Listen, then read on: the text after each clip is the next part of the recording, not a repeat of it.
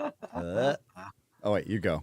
I'm not going to touch the mouse. You go. No. You can touch it. I'm done. Okay. Are we live? We're live.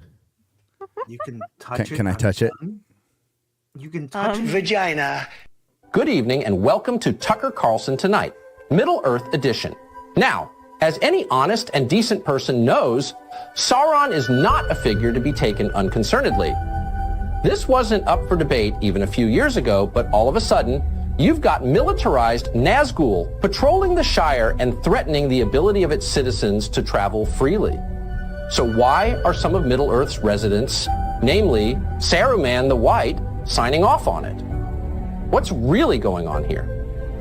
4 unassuming hobbits, not warriors, not politicians, are embarking on a journey that would daunt even the most seasoned adventurers.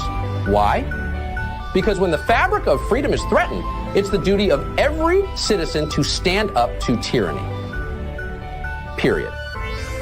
When did we forget how to say, well, actually, no, you can't just enslave the whole world. Sorry, that's not how things work. And let's be clear, these hobbits aren't delusional. They don't believe they can defeat such darkness on their own. But we all get the sense that they understand that standing up to evil, no matter how insurmountable it seems, is what separates the moral from the cowardly. Anyone with a pulse and 2 brain cells can't help but feel inspired by a story like this. Courage isn't just a word. It's the pillar on which every civilization worth remembering is built upon. The moment we forget that is the moment that evil wins.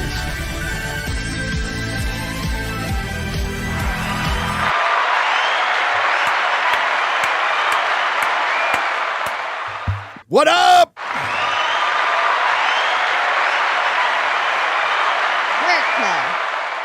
Ladies and gentlemen, America has a future, and I am so fucking excited, and I'm so tired. I was up so late last night, and then I couldn't get to bed because that was unbelievable! Yeah! Oh, my God. What a night. What a stream with Dede Cobra, the homosexual man. We went for hours, and it was... Wow. We went for hours. We pounded. We pounded it. We went for hours. And Pounded it and you won. Yeah, we won. We won. America won and roundly rejected woke, DEI, identity politics, the message, whatever the fuck you want to call it. Every institution that's behind that has been completely fucking mushroom stamped. It's fucking down. Fuck them. I'm so fucking happy today because, again, we have a future. And it was going to be really tough if that retard got in the office, and now she's not. So, and now the meltdown has begun. We have seen Hollywood melting down. Some people kind of quiet right now, Chris. Like Mark Hamill. Mark Ruffalo. Mark Ruffalo. Very quiet. But they cash their checks. Well, yeah. I mean, they're not getting paid anymore. I mean, that's pretty much the bottom line. How you doing, Chris? I'm doing good. Film Threat did a stream. It was Alan Ing, Angry Badger, Dante, DA, Derek Anderson, and I. We went till the end, till like late at night. Had to hear that speech. We watched it all, and it was great. It's good to see the culture changing. What I worry about, having gotten in a fight recently with a guy at a screening event, and we didn't even talk about the candidates, right? Put that aside. Yep. How do you go from this election to they're all terrible, horrible people? They're all, here's my Halloween costume, garbage. Yeah. How do you go from they're all garbage to we're all going to just do? I want my politicians focused on solving issues. Yep. Not blaming the other guy. Maybe a few words about the other candidate, but fix stuff, fix problems, fix our food. Dude, look at the food thing is crazy. Like there's so many checklists of things that need to be fixed. And it's not just about electing Trump. It's the team.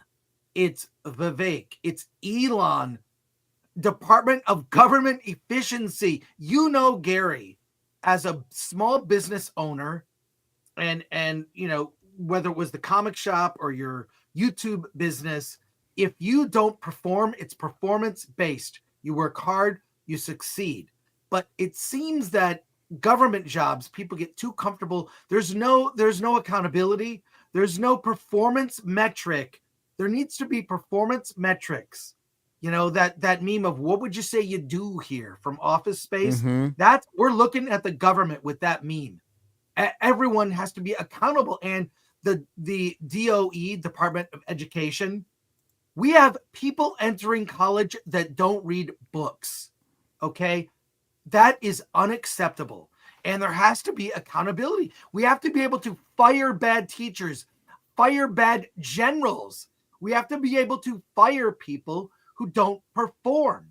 So I've also been an entrepreneur my whole life, Film Threat being a business that succeeded and failed through different eras. So watching the government just coast and grow into the bloat, I want it wiped away. And if Trump can get away with income tax, like just wipe that away, he'll go down as the greatest president in history. Yeah, So, you want I'm to talk excited. about helping the working man and lower class. That's how you take care of it. And I hope we can pull that off. Get rid of inheritance tax. Get rid of the income tax. It's all being wasted and shoveled to foreign wars or it's in somebody's pockets. The corruption is so deep, it's going to take a while. I love that you brought up food. Food and drugs, prescription drugs are it is the most right now, two of the most corrupt industries in this country. We have no idea. We're just scratching the surface on how effed up our food is. And people like RFK are going to bring up. Remember, I got to be careful that I'm still on YouTube. Where the term anti-vax came from, right? Because it didn't come from COVID. It came from years before that when people were questioning certain shots. I'll just leave it at that. And strangely enough, there's been a massive spike in autism in this country over the last 20 years. That's almost impossible. Almost. So somehow it was made possible. How? And now we have a person, RFK Jr., who's going to go there and maybe discuss it so we can at least start talking about it. Because before we couldn't talk about it. We just had to watch our kids, go through this. And we watched the drug companies find a way to make money off it. So, that's a question that's on my mind, as a father of, sorry to do that, but as a father of somebody who's on the spectrum, I'm very curious about that. My daughter as well. My daughter, she has challenges. So Gary, I feel you. It's it's a mild form, but same it's like functioning, almost like superpowers in certain areas, yes. Autistic. It's like, oh wow, that's you're like a Mentat from Dune. We can talk about Dune. Yeah. Did you check your DMs? I did check my DMs. I saw what you said. We'll talk later. We'll talk later about that. Later. But it's especially when you look at photos of here's the beach and people from the 1970s, right? I'm not saying everyone's in great shape. People are mostly skinny, like more than 90%. And now you look at the same kind of photos and people, it's like more than half the people are not in good shape. No. And I'm saying obese. And I'm sorry, body positivity be damned. Just look, I went through it, dude. I've dropped almost 30 pounds. Yeah, you look great. 6 months. Yeah, body positivity until you die at 48. I'm finally fuckable. There you go, ladies. There you go, ladies. Yeah, it's about time. All 9.9% of you out there. I'm confidently fuckable at the current moment. I'm trying to get past the 15 minutes where I can swear. Did I make it? Oh, yeah. I was dropping F-bombs in the beginning. I don't even give a shit right now. So, because it's a day of celebration because not just a presidential victory, it's his team. This is the closest to unity I've ever fucking seen in my life. I never thought I'd see something like this in my lifetime, where you had like Democrats and Republicans, or former Democrats that turned into Republicans, like working together to like actually tackle some issues. And you saw the system, the state, the machine fight it every way. There's all these people whining about, we just elected a felon. My felon brothers and sisters out there, far more brothers, unite. We did it. We fucking did it. Yeah. You can be president too. Let's fucking go.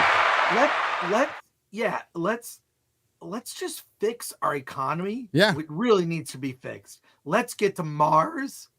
Let's figure out our food so our children can be healthy. I think I notice this all the time because I was a young parent, right? I was in my early 20s. I became a parent.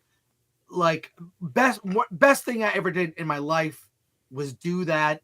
I didn't opt for what the other party would normally say you should do. I did not do that. I was excited to be a dad. And I love my kids, and they're both like really productive adults. My son currently serving as a U.S. Marine, going to Japan this month for a year. And he's been a Marine for 10 years now. He joined me when he was 19. Crazy. Anyways, I think there is a clear difference, and I noticed when I was younger, there's a difference between a person who has a child because they have skin in the game in what happens in the world compared to people who do not have children. All right. All due respect to people in our audience that do not have kids. But I notice it when it comes to politicians. They don't have kids. They don't understand issues of family, or even just being, a parent to a child. You think about the future. I want to make things better. And it is, objectively speaking, since my kids were born in the 90s, gotten worse for them, where their opportunities have narrowed. Their opportunity to get a home it's sad to see. And so Kamala trying to say I was a parent, that I did not buy it. The most phony candidate. Phony. She was so phony. She never had what I felt was ever an authentic moment. Even when she was asked, like, name one of your flaws. Every answer was a rambling thing out of a high school essay trying to pad a word count. And as someone who did that when I was in high school, I'm trying to pad word count. Like, I know all the tricks. I know all the tricks as a writer. I was a young writer then. And you pad your word count. Everything. Her speaking was slow, padding her word count to basically just get behind the answer. I mean, it was the CNN town hall with, what's his name? With the really great hair, gay guy. Anderson Cooper. Yeah, I remember. I'm tired, dude. I was up late like you. It's all good. I mean, you just got to be specific at CNN now. It's not just Anderson Cooper. So Go through other things. And he was even kind of miffed at some of her answers, like, you're blowing it. I'm trying to help you. You're blowing it. But the media has to take a hard look at itself. Oh, they're delusional. They believe their own lies. It's done. Please. It's done. We don't believe you. In fact, they contributed to Trump's success by being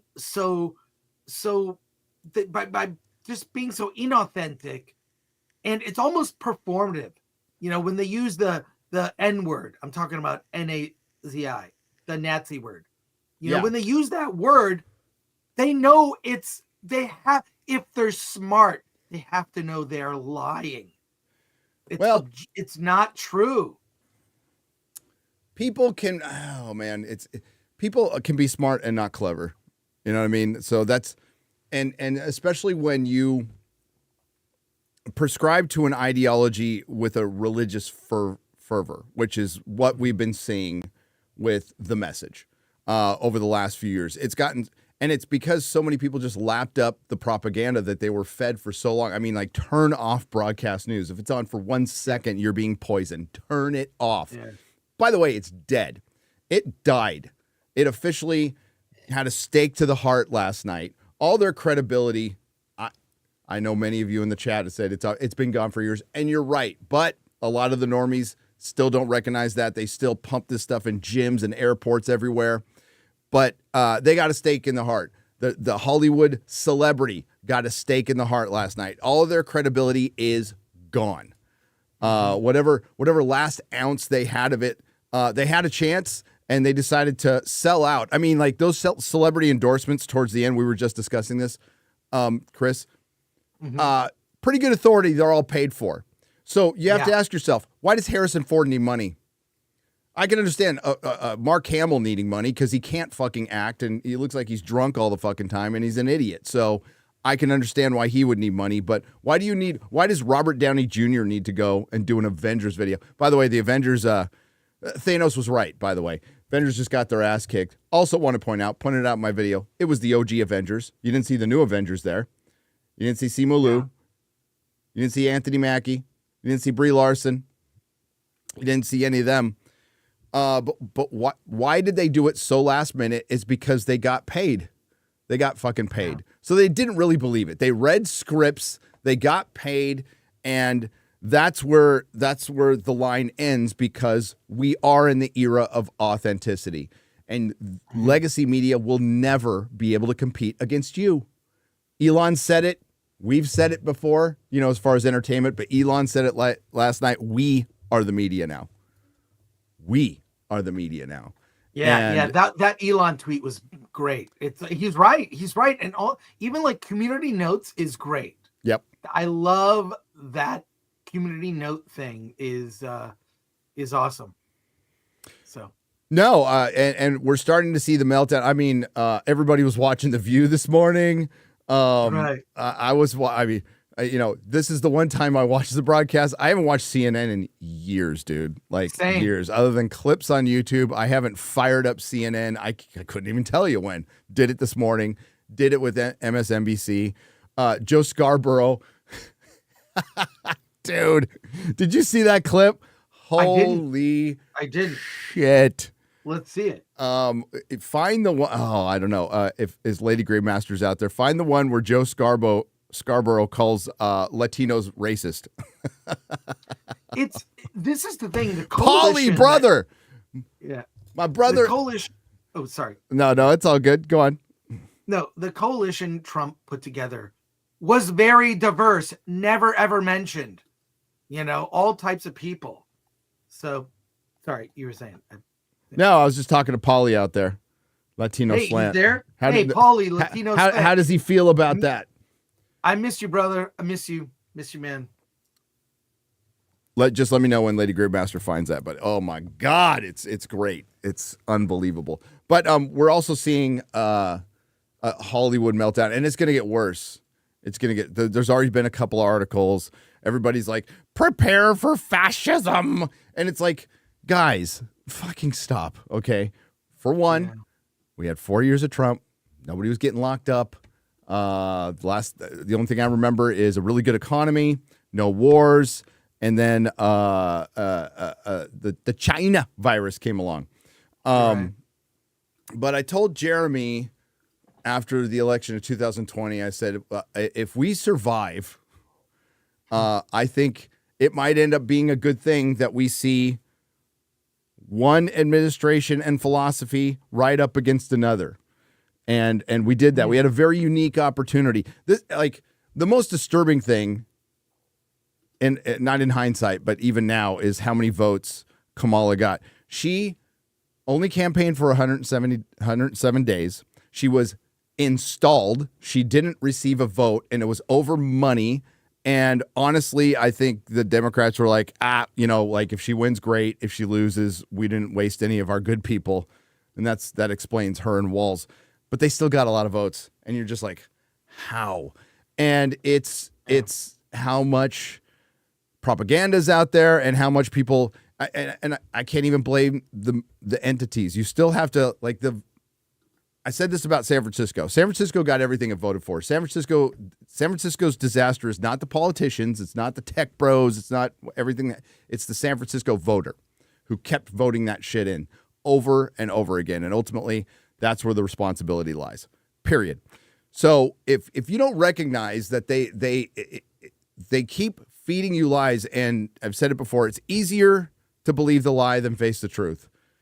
But eventually you're going to have to face it. The longer you put it off, the worse it's going to be. The worse it's going to be. And the truth of the matter is, you know, in our lane with Hollywood, but the same with legacy media, is there's such a huge disconnect with the public, with the general public, with the general American. They used to be closer. You know, there used to be people who worked in Hollywood who did other jobs before they worked in Hollywood. They didn't go straight from school to Hollywood. They went and worked, had a couple of careers before they went there. So they were connected. Now they are so disconnected. I saw one news clip of a woman talking about the college-educated man versus the non-college educated working man, and there's this huge divide. Yes, because the universities have been poisoned. We put way too much stock in them. And what really makes this country run is the working class, class. They're more skilled. Everybody talks about articulate. No, they're more skilled. They're more skilled at life. They have job skills. They have life skills. They're raising their family. They're not like writing pretend, you know, with 9 roommates somewhere in Burbank. They are more skilled as humans. And that's we're starting to see that. We see that in you know, like I always bring up the example of Wonder Woman, but we're seeing like the morals of Hollywood. The underlying theme of Agatha, the underlying theme of Acolyte was gaining power. It's not a hero's journey or a character study or a character arc. It's power. It's gaining power. Wonder Woman rapes a dude. It gets by a bunch of editors, the director, the writers, the decision makers at Warner Brothers, and nobody recognizes it until the movie comes out. And somebody goes on Twitter like, "Hey, think Wonder Woman just raped a dude." I'm like, "Really? Huh?" You know, it's like, what? So, and the morals of WandaVision, you know, where like somehow she's the victim of some oppression over fake children and enslaving women and children. So you're seeing the values and morals like just completely divide.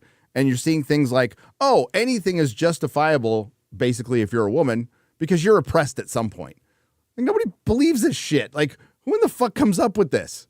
You know, and it's activism.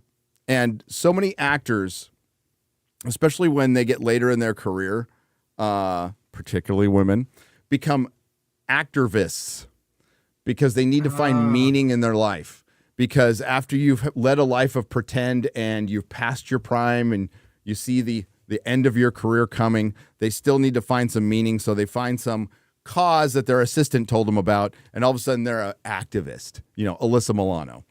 And then maybe you get on the payroll like Mark Hamill or something like that. But it's because when you're a professional liar and you do that for so long, you might start questioning yourself, right? Plus all the fucked up shit that happens in Hollywood, you know.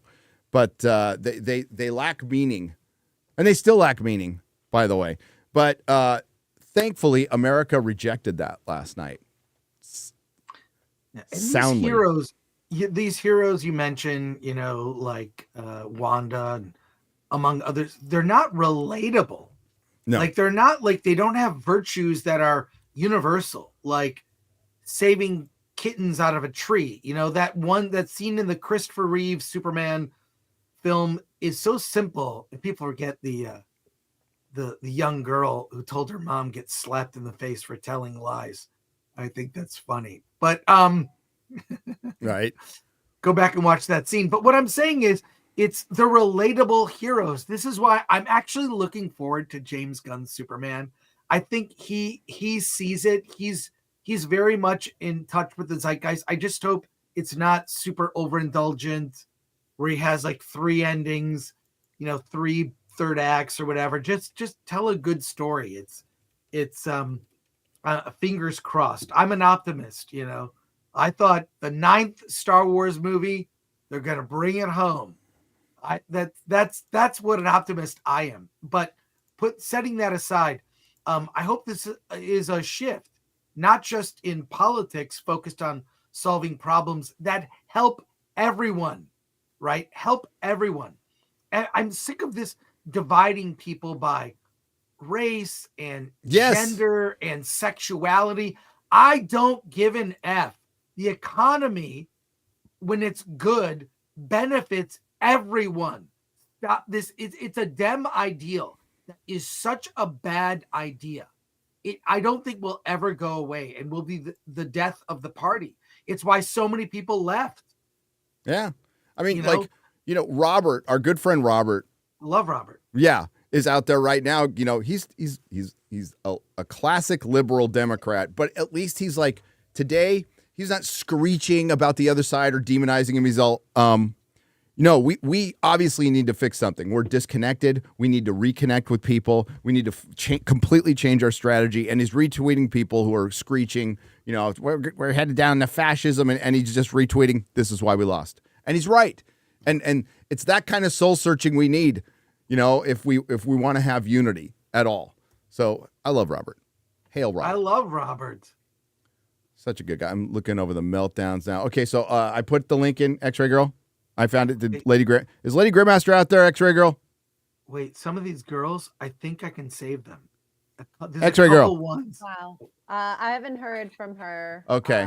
Since I posted the message. All right, so I found it. It's in the private chat. Okay, 1 second. Oh, and I bookmarked it I was bookmarking like a madman last night. Same. Really quickly, too. Democrats need to be mature, and they need to be honest. And they need to say, yes, there's misogyny. But it's not just misogyny from white men. Mm-hmm. It's misogyny from Hispanic men. Right. It's misogyny from black men. Pause it for a Things second. involved- Pause it for a second. Right. Pause it for a second. Been warning you this was coming for a long time. Many years ago, they were, lack of diversity was singling out the white male. And then it turned into masculinity. And I said, the next people are coming out, the men. They're coming after men. Just men. Just men. And here they are. Straight up calling. It continues. Please continue. who do not want a woman leading them. Might be race issues with Hispanics. They don't want a black woman as president of the United States. You know, the Democratic Party, I've always found when you're sitting around talking, they love to just sort of balkanize everybody into these separate groups and say, oh, white people don't like women and black people. No, it is time for the Democrats to say, okay, and you and I have talked about this before, a lot of Hispanic voters have problems with black candidates. Right. A lot and of with other Hispanics. You got some that don't like each other. And Right. and some of the most misogynist things I've heard going on this Get Out the Vote tour came from black men. I mean, misogynist things. So you're absolutely right. It's not simplistic. And we've Right. got to have real honest conversations about it. real honest Wow. conversation. It's amazing how they came around to that, Chris. Yeah.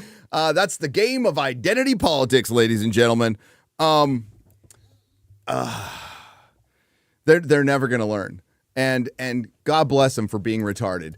They have created this giant void in the truth and information that we, the public, will happily fill and destroy them. Absolutely destroy them. As long as there's a platform out there, and it's not, there's Joe Rogans and there's Tim Pools and stuff, but it's the thousands of people out there who are, talking to a couple hundred people, which is pretty awesome, by the way. And they're just, I mean, for lack of a better description, sorry, Christian, we are legion. We are fucking legion. And they can't stop it. So hearing something like that is it's so fucking funny, dude. But that's exactly how they think in Hollywood. And that's the way they've been casting directors, producers. They've been hiring talent. And that's why they have completely destroyed themselves as an industry. I mean, we had a bunch of articles leading up. I did a video on it of navel gazing and soul searching about the death of Hollywood. If we could, did you read that Justine Bateman article, Chris? I didn't read the article, but I have. I follow her on Instagram. She is amazing. Yeah, we can go over really that like a little her. bit. I saved it Yeah. for this show because she's right about almost everything. Almost. Yeah. Almost. The one thing they don't want to address is the huge credibility problem they have with the public. And I don't think that can be fixed. It is really tough to get the customer back who walks away quietly. Not the one who like writes you a letter or sends you an email or comes into your shop and tells you what the fuck's wrong. That's kind of the one you want to listen to, whether you like it or not. It's the one that doesn't tell you the reason why and just fucks off because you told them to. Yeah. Because you told them to. We have, let me go find the article here. We have an article. We have a couple articles, and there's more to come. There's more to come. Here, I'll just go. 10, 9. There it is. Pop this one up. X-Ray Girl, please. How you doing, chat? How's everybody feeling this morning? All a little tired. Some of us happy. Some of us not happy. Some people are not happy. But as I can't remember who said this on Twitter. You know, the people who are unhappy, your freedom has been saved too. Your way of life, your values, well, some of them, have been saved too. Nobody's going to round up your daughters. It's not going to become the Handmaid's Tale, which is I've always believed has been like uber leftist porn. Like people literally flicking their bean to that fucking show. Yeah, you got to wonder. I was talking to my wife about this. I'm like, you know, women like true crime. And what true crime essentially is women being abused. So they like to watch women being abused. Like, what's up with that? What the hell's up with that? It's got to be a weird fetish. Yeah, actually. But it's immensely popular, like ridiculously popular. Yeah. All right. So we got Hollywood reacts to Donald Trump. Bette Midler deletes X account. Man, the day's just getting better. Wow. Christine Applegate still reeling and sobbing. And Jamie Lee Curtis urges, be gentle. Be gentle. Well, I mean, like, were you guys gentle to us? I posted on Twitter. I just wanted to remind everyone that one of the reasons Hollywood lost, and Hollywood lost yesterday, is because Pedro Pascal's tweet after the election in 2020, where he called half the country Confederates, the bad guys from Germany. By the way, he's going to be in Fantastic Four. He's going to be in Last of Us Season 2. He's going to be in fucking everything. But a lot of people remember that, including me. So now we have a bunch of very surprised movie stars, and it's the ability to like fool yourself into like even Cenk Uygur was out there going, if you thought this was going to be Kamala Harris, after he had a relation with the horse, if you thought this was going to be a Kamala Harris landslide, you have another thing coming. It's like, who in the hell thought it was going to be a landslide? In my opinion, it should have been more of a landslide for Trump. Just because of his team. And also, it should have been a Mondale-like blowout, you know? Yeah. Remember that? But things were way closer. Like, Michigan going was crazy. That was insane. And then we saw, like, CNN refusing to call stuff. I think they didn't call something. I don't think they called it till 3 a.m.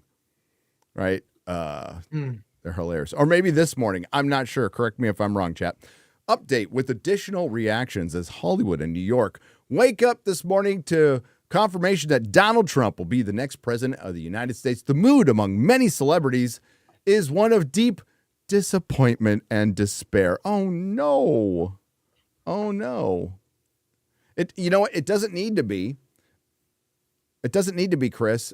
Correct me if I'm wrong, but Hollywood was doing better under Donald Trump. There were more billion-dollar films. The box office was on average 10 to 15% higher than it was over the last couple of years. Maybe more. It might be more. It might be more. Ticket sales were higher. There was more energy around the industry. A lot of work was being done, and not so much anymore. And that was after the 4 years of you getting pretty much everything you wanted.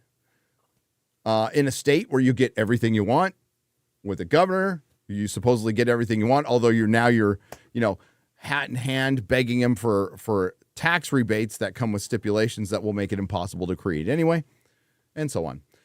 It's a war on women.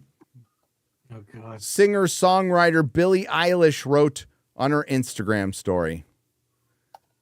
So it's this one single damn issue. And that's where you fail too. It's, women are individuals. They can think for themselves. And I don't think they're all hung up on one issue. I've done all I can, writes General Hospital star Nancy Lee Grahn, whose ex-Twitter postings have long been numerous and widely followed. I will be deleting all of my social media in protection of my daughter. I'm sorry. May God help us all. You don't believe in God. Get out of here. Bette Midler, also a frequent social media poster and staunch opponent of Trump, seems to have deleted her ex account after posting a quote from H.L. McKinnon. When a candidate for public office faces the voters, he does not face men of sense. He faces a mob of men whose chief distinguishing mark is the fact that they are quite incapable of weighing ideas or even of comprehending any save the most elemental. Men whose whole thinking is done in the terms of emotion. Oh, whoa. This is some fucking projection here. I got to stop. This is some fucking projection. I will finish. And whose dominant emotion is dread of what they cannot understand. So confronted, the candidate must either bark with the pack or be lost. All the odds are on the man who is intrinsically the most devious and mediocre. The man who can most adeptly disperse the notion that his mind is a virtual vacuum. Oh, they're dumb. See, adult pretenders are under this impression that they're smart. The average IQ in Hollywood is basically functional retardation. So, and my favorite part is every time they do these little meltdowns, what they're essentially calling half the public again is stupid. Yeah. And then they wonder why they have a credibility problem. Yeah. And why couldn't Bette Midler check herself? Because she's being emotional right now. She's being fucking emotional. Yeah. And she's lashing out. And it's like, why are our ticket sales down? I mean, I just called half the country retarded, but they are, and they should know it because I can read and interpret other people's lines for a living better than they can. I can lie better than I can pretend better than they can. Don't they know who I am? Don't they know how important I am? Not anymore. That's one of the reasons Hollywood is freaking out right now, Chris, because their currency is ego, and losing relevance has got to be a wound that cuts deeply. As democracy is perfected, we're a constitutional republic. The office represents more and more closely the inner soul of the people. We move towards a lofty ideal, and some great and glorious day, the plain folks of the land will reach their heart's desire at last, and the White House will be adorned by downright moron. TLDR, I can't believe I read all that. Thank you, Bet. Fuckity bye. Mia Farrow, whose husband left her for their stepdaughter, the longtime actress, current Broadway performer, and Kamala Harris supporter, tweeted a simple note. Looks like he will win again. God help us. Why have they made this Hollywood celebrities' duty to chime in on this issue? Mm-hmm. It's I feel like I see a lot of small indie movies, and I want to say to women and filmmakers of color, you don't have to say something about the obvious, and they feel obligated, which ends up making really terrible movies that don't bubble to the surface where you would even be aware of them, Gary. These are small indie films where a woman feels compelled to have to come down on an issue in her little indie movie. This happens all the time, and it ends up with a lot of crappy movies. But why do celebrities feel they even need to chime in? And it's one thing to like get behind an issue. Hey, let's, solve homelessness. Let's solve an issue. Even Michelle Obama had like what I thought was a really, innocuous, positive, everyone can get behind thing. Her thing was exercise. That was it. That was it. It was very, first ladies usually pick some sort of a lady, issue that is everyone agrees. No one's against it. Why can't celebrities just do that and focus on solving the issue rather than coming down against not just the candidate, but all the supporters of the candidate? It is so unwise. It really is. Remember Schwarzenegger's thing when he was popular and everybody loved him was health. Right. That's health. Great. Yeah. Remember him doing that for the longest time. Then he became a shitty governor, and then love that. Then a fucking, moron. But Christine Applegate wrote, "Please unfollow me if you voted against female rights." Well, I haven't followed her, but I don't recall voting against female rights. What about the rights of women in sports to just compete against women? Is that? I mean, that would probably be something you'd want to defend, wouldn't you? That's a female rights issue. Yeah. I believe. Against disability rights. Who's against? Yeah, who's against that? Who's against that? Yeah. So, I mean, like, they were making up so much shit and pulling it out of their ass over the last couple of weeks. It's like, guys, this overall goes for Hollywood is like, this shit worked for a lot of years. I understand that. We're going to just run with a lie and the media will back us up. And if it gets fact checked, we'll either, back in the newspaper days, we'll put a correction in the back of the paper, or we won't do one at all. And most people will just see the headline. But now people have access to a lot more information. There's fewer gatekeepers and they know you're full of shit. And you're just continuing with the lie.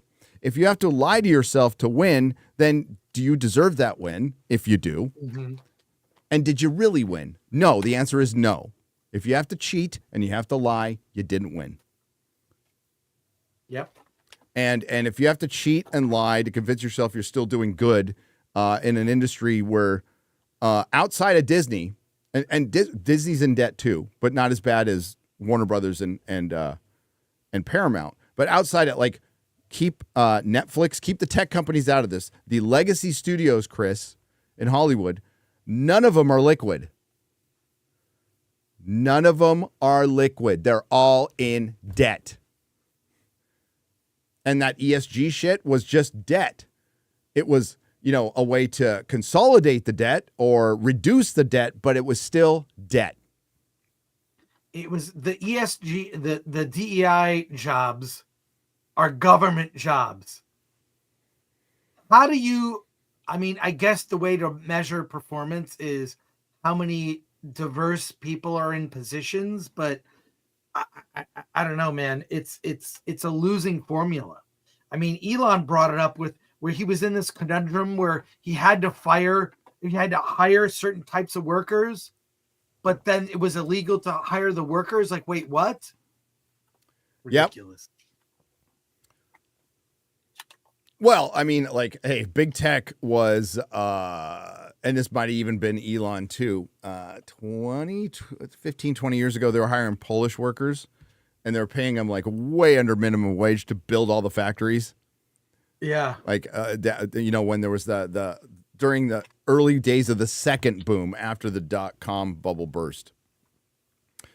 So they don't care. But let's get back to Christina Applegate. So against disability rights, unfollow me because what you did is unreal. Don't want followers like this. So done. Also, after today, I will be shutting down this fan account and I have, then don't tell people to unfollow you. You're just going to shut it down. I have had for so many years because it is sick. She was great and married with children, but later she followed up. I apologize. I'm still reeling and sobbing, but I'm not angry anymore. Just going to go back to my bubble and watch a shit ton of Bravo shows. So peace to all. I suggest you do the same. Very soothing.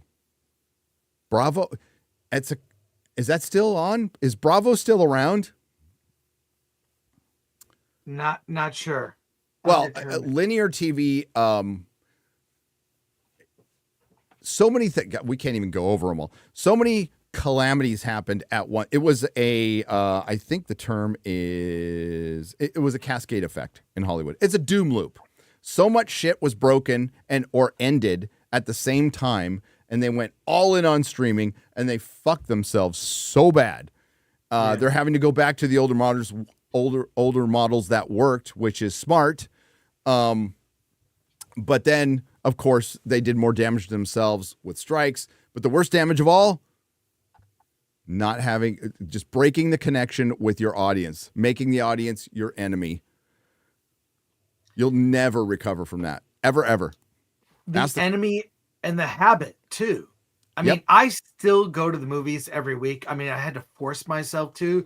When movie theaters reopened, I got an A-list AMC membership, and I was determined. I'm going every week to the movies to see a movie, no matter what's playing, just to support this industry. Now, it still hasn't returned to pre-2019. 2019 was a banner year. Yes. But it's never gotten some not even close. Not even close. Highlights here and there, Deadpool and Wolverine, or a blip here, Spider-Man No Way Home. Like, there's blips, but the consistent packed movie theaters, not there. Not there. It has not come back. And now it will become a, not a blue collar art form, but, it's all built up on tent poles, and the tent poles are like hate the audience, most of them. Yeah. On Instagram, Jamie Lee Curtis posted a lengthy message. Read it in its entirety below, predicting a more restrictive, some fear draconian time. Many fear their rights will be impeded and denied. Many minority groups and young people will be afraid because you're making them afraid. You're constantly out there telling people they're marginalized. The system's set up against them. Everybody, half the country fucking hates you. I mean, what else are they supposed to think? But in reality, none of that is true. None of that happened under Donald Trump's first presidency. None. Absolutely fucking none. And thankfully, a lot of people woke up to that. Gay and trans people will be more afraid. We know that many women will now find it difficult to get the reproductive health care that they need and deserve. Not in California. It'll be just fine in California because it's back to the states' rights. There's lots of states that you can do that in if you want. And making it your one issue is a loser. Making the manual transmissions and the automatic transmission kids an issue, political loser. Even Bill Maher was out there saying this is a absolute loser. You cannot. It's not outside of the very interesting and strange amount of transmission kids there are in Hollywood. There aren't in the real world. It's not something anybody gives a fuck about at all. So that cost you and will continue to cost you, by the way. For all those people, there will be those who will help you, me included. Jamie Lee Curtis, you don't give a shit. You don't give a shit. I'm not going to read that whole thing. There it is. Oh my God, that's long.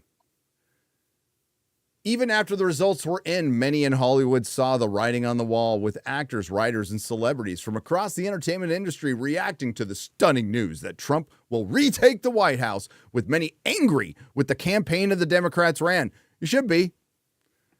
You should be. You should be angry with your party, but you should be angry with yourselves. Others were looking to the future with dread, with several decrying the future prospects for women's rights under the new regime or predicting long-term changes to American society. This is unbelievable, man. You mean like coming to the sober reality that the nonsense, super, extreme opinions everyone agrees upon? I think the thing that really hurt was the trans stuff, the T Absolutely. stuff.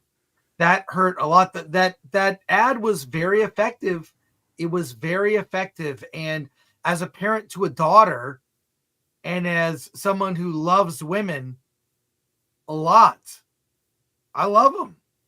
Well, yeah. What about girls' rights to be girls? Yeah. To grow up as girls and figure out, when they're adults, they can figure out what the fuck they want to do after that. But like, how about giving them the right to a childhood? Isn't that a right? Yeah. I think that's gone so far. It's comical. It's comical. And the weird sort of changing reality, of whether it's words or thoughts or weird, it's gone so far. We can all see it. I'm actually surprised Trump didn't do better. Me, same here. I was like, okay. Deeply disturbing. Why is it not like, Reagan when he defeated Mondale, which was probably the most humiliating defeat in history. Yeah. Based on one line.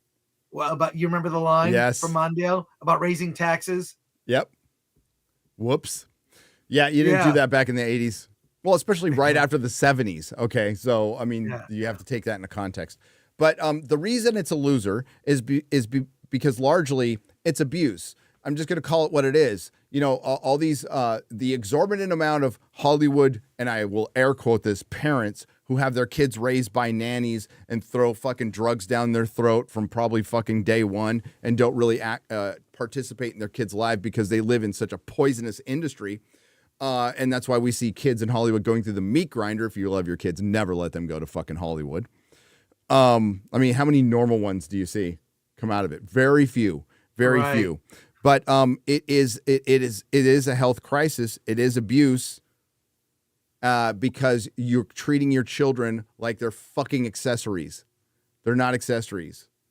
They're your fucking children. But I mean, look at Megan Fox. Look at Jamie Lee Curtis. Look at David Tennant. I could go on and on with the amount of movie stars that just magically all of a sudden have a transmission kid. And it's disturbing. It should be fucking disturbing. And the fact that they try to suppress the fact that we want to talk about it is even more disturbing. But you know what? Yes.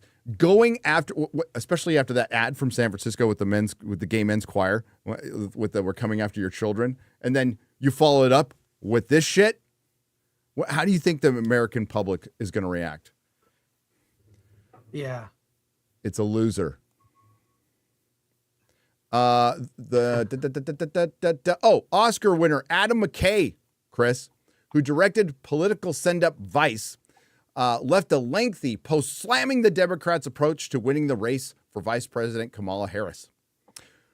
Who would have guessed lying about Biden's cognitive health for 2 years, refusing to do an open convention for a new nominee, never mentioning public health care, and embracing fracking and the Cheneys, and a year-long slaughter of children in Gaza wouldn't be a winning strategy? He's right about some of that stuff, man. I'm not going to disagree.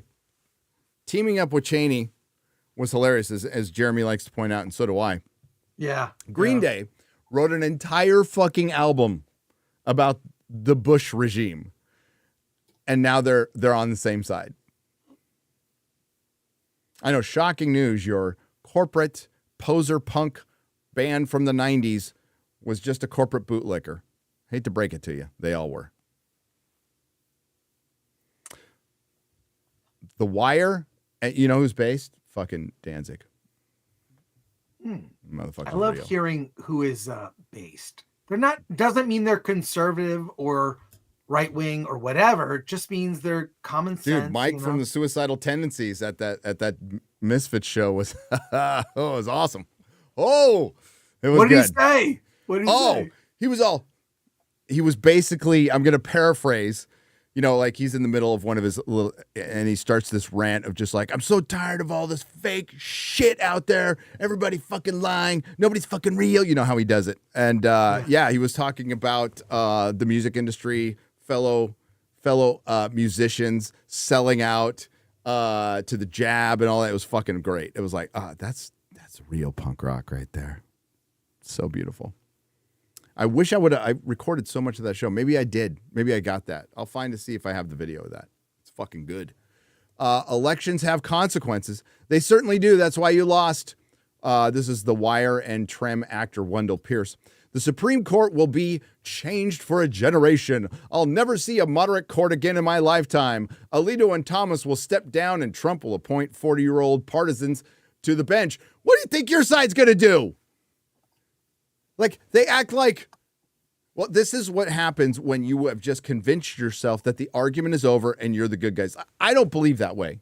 With my politics, I'm very open to, like, things being wrong, changing my mind. Let's deal with the truth. Can we just deal with the truth? But some of these motherfuckers roll out of the rack thinking, I got everything figured out, and they're the devil.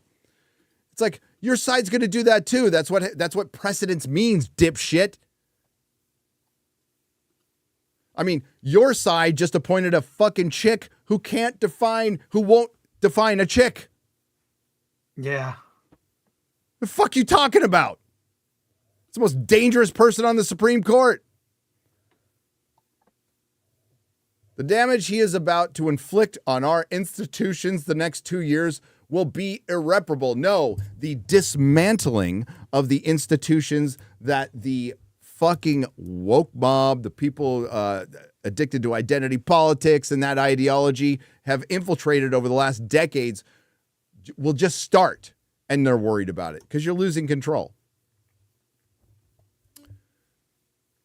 He has since praised Harris, noting that she only had 107 days to campaign. Yeah, and Trump prepared against the president and not her.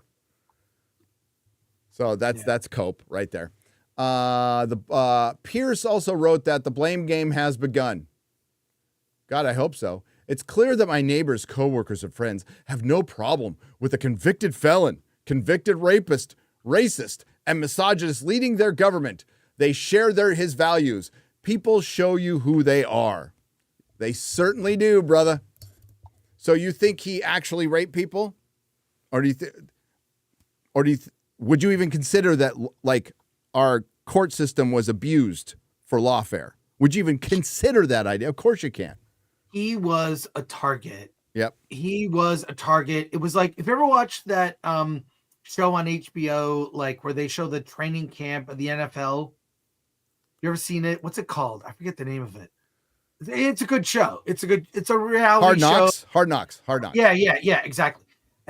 Every season of it, they always show them doing like a class about how they'll, in finance, how they will be taken advantage of, how they will have women target them to make up charges, how their family, every member of their families coming out of the woodwork asking for money. And it's just a little seminar, and I've seen glimpses of it. So you think one of the richest men in the world isn't a target for some, fake accusations? They always are. And Hollywood would know about that. All about that, considering the era they just went through. And there's some real ones too, but none of them stuck. And he's had juries stacked against them. He's had politicized judges stacked against them, and their cases were so weak they couldn't do anything. Believe me, all this stuff's going to get blown out in appeal. Blown out. So that whole convicted thing will be gone. And they just wanted to convict him for something so they could say he's a convicted felon. And guess what? It didn't fucking hurt him. It helped him. Yeah.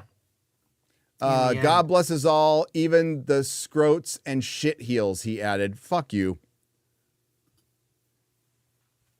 Enjoy dinner. Enjoy a future of dinner theater, shithead. I can't go on with this anymore. It goes, I want to get to some video. This goes on and on. We got, Pedro Pascal, did he post? Let's see what he says. What here. about Mark Hamill? It's like he's on an island all alone, not doing anything. So Pedro Pascal, who called you all a lot of you Confederates and the bad guys from World War II, put up a post. I believe this is Instagram, or maybe it's Twitter. Underlying something from a book that basically says anger restores the gift of clarity of vision, which is hard to attain in any other state. Fuck hate, protect the young, human fucking rights. These are all the hashtags. Protect women. Fuck you, dude. Your parents were commies. I can't wait for the era of Pedro to be over. You want to talk about like mediocre actors? Like he's good in a couple roles, but then he's just Pedro Pascal, and we all know why he's getting a lot of work. Just people won't say it. People won't say it. All right, so let me see if I can find a couple more clips. We can have let's see.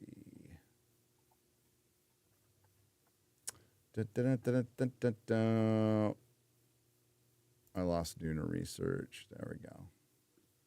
Nope, I lost Nooner Research. Chris, how you doing? Dude, I'm tired. I bet. I'm tired. But I mean, I'm elated. It's kind of a good tired.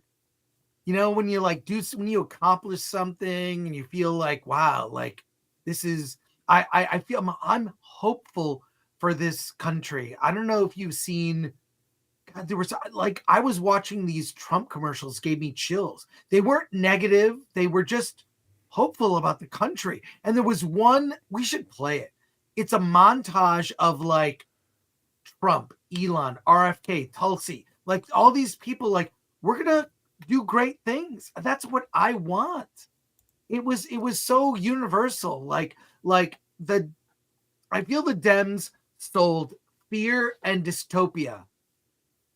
And I don't know, he ran a perfect campaign. And my favorite meme is the thing of like Trump in the apron at McDonald's. Wow, this guy was a guy who ran fries and now he's the president elect. I mean, it's great. He's not, and you know, Gary, as again, business owner, entrepreneur, no job related to my business is beneath me. What do I have to do? Do I got to move this? We're moving boxes. What happens here? Let's do this. I'm the first one there, the last to leave. Like I do the work. And what you hear about Trump is he sleeps 4 hours a night. He didn't do, well, he did do some drugs, but he's not alcohol. Alcohol and drugs ruined his brother. He saw it firsthand what it cost. He cares about the fentanyl crisis.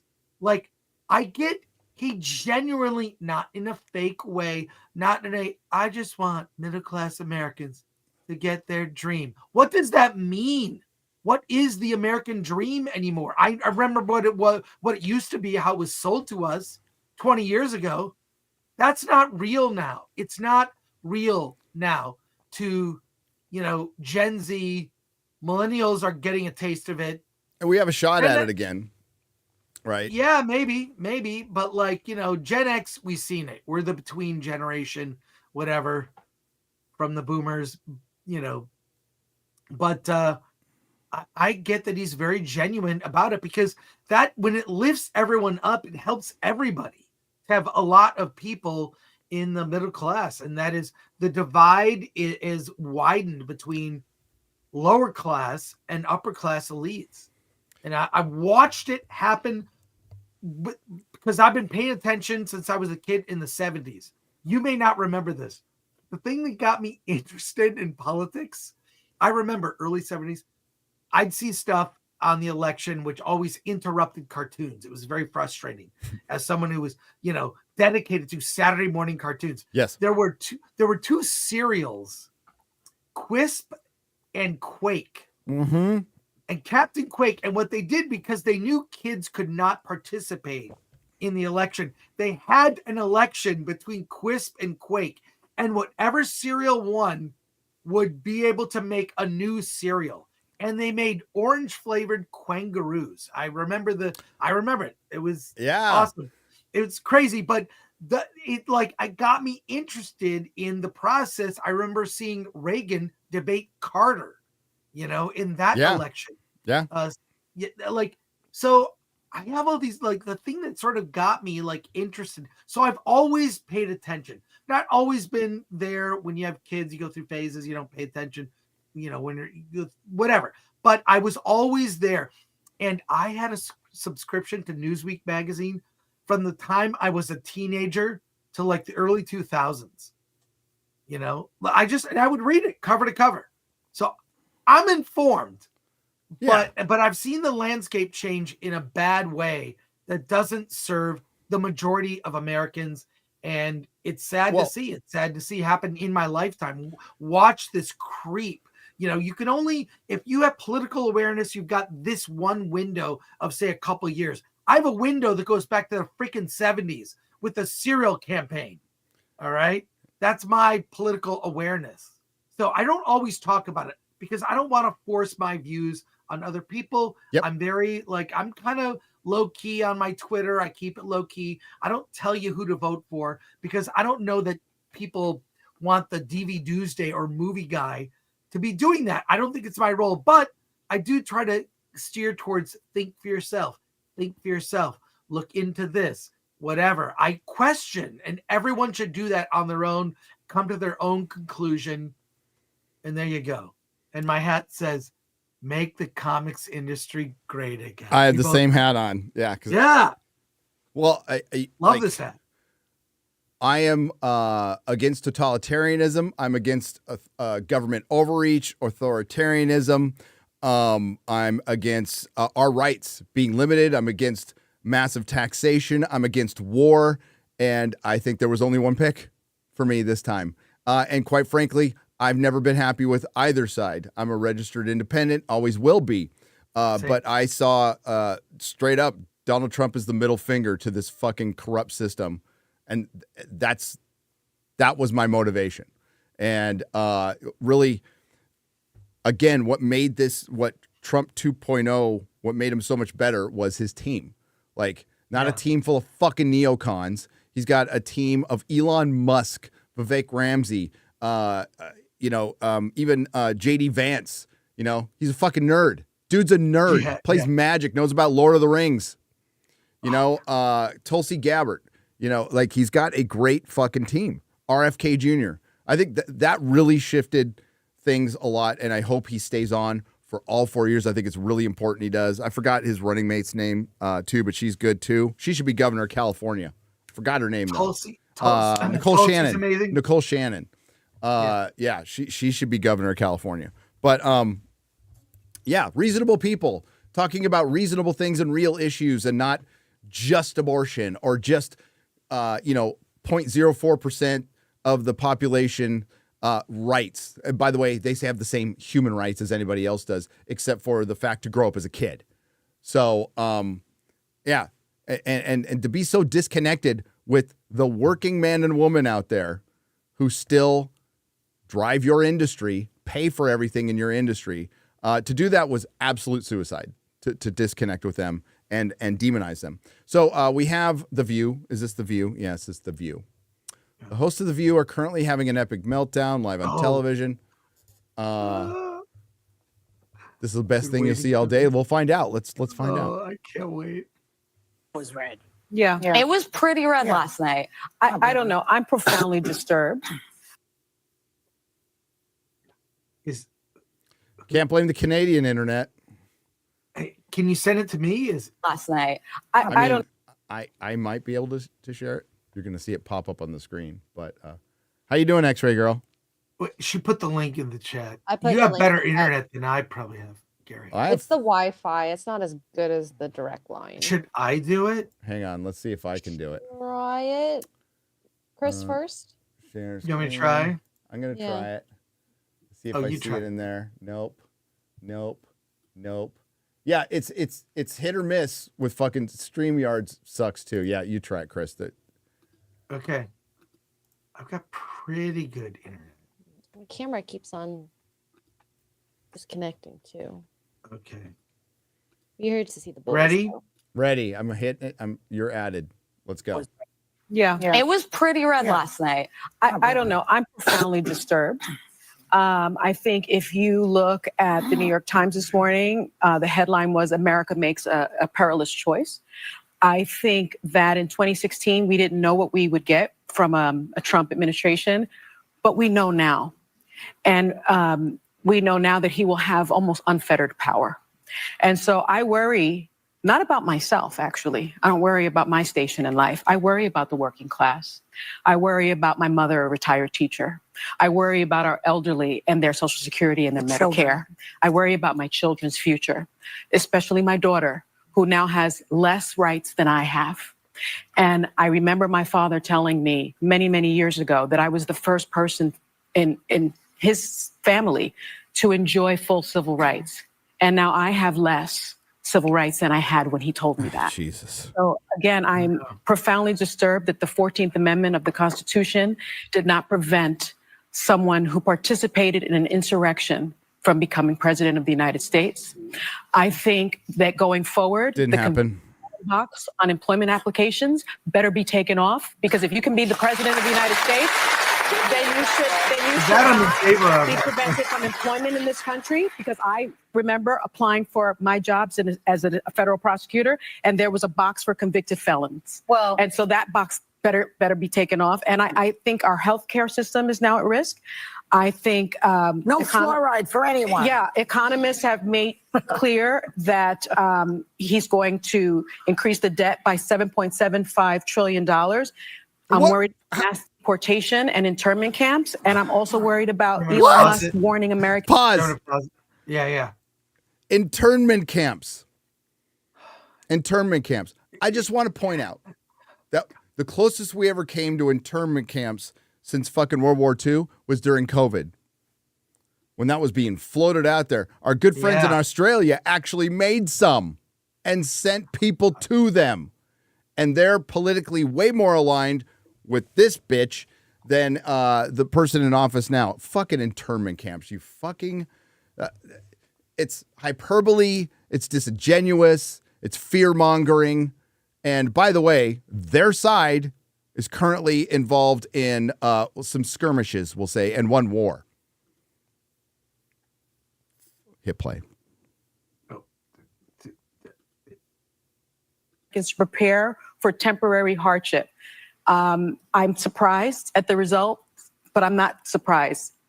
As a woman of color, I was so hopeful that a mixed race woman married to a Jewish guy could be elected president of this country. And they can I be. think that They it went had up nothing and to they do got with voted policy. down. I think this was a referendum of cultural resentment in this country. Hit pause for a second.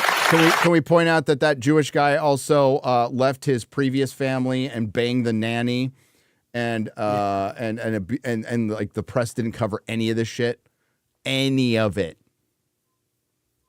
It's the disingenuousness of the other side that turns me off, and the riling up of hate. I see it in friends. I have friend groups where some people don't know that I pretty much know the political views of most of my friends, but some people don't know, and they assume you're on a certain team.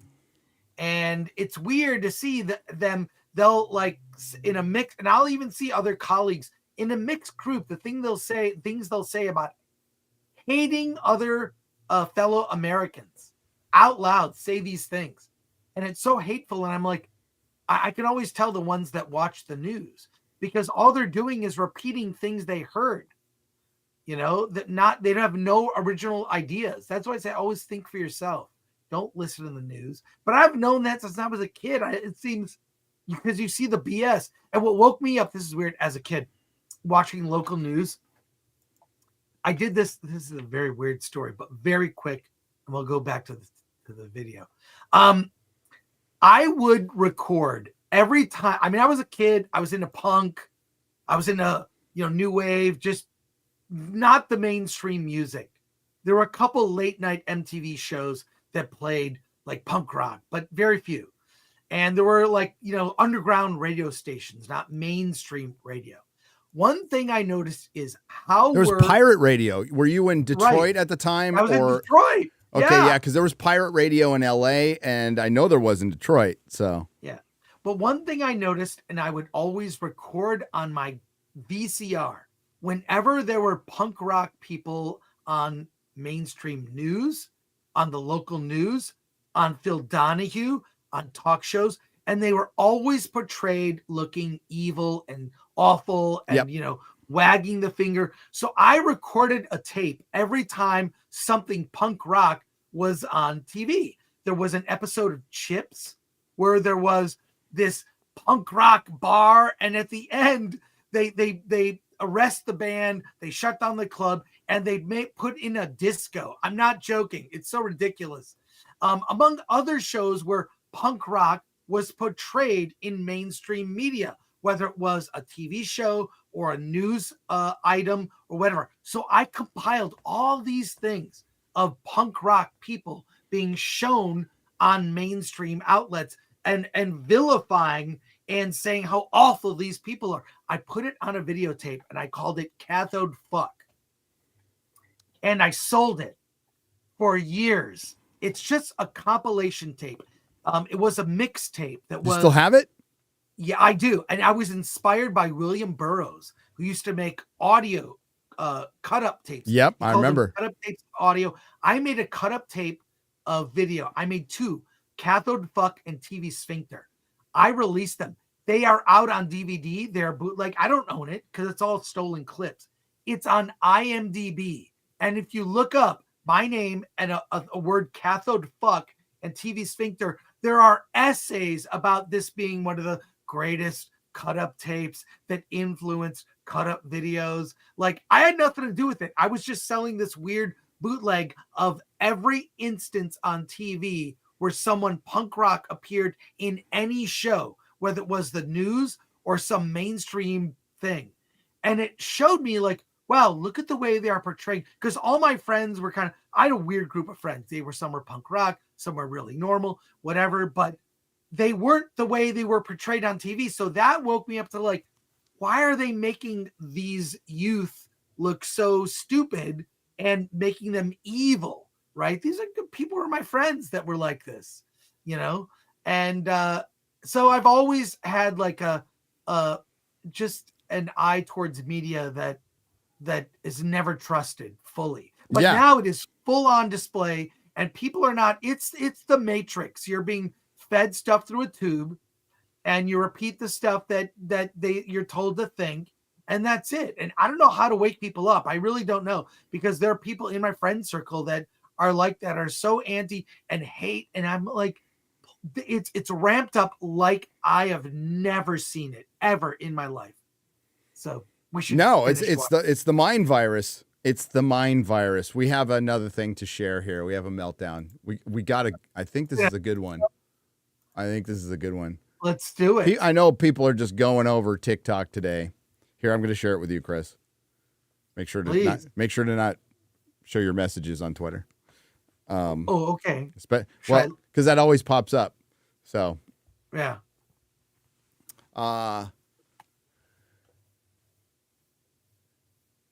Kangman Lee shared this. Love Kongman. It's Kongman, sorry. Oh, good. Did you get it? Let's see. Is it in private chat or? Yeah, it's in private chat. I just put it in private chat. Okay. Should I play it? Yeah, you should share it. Because apparently we can't.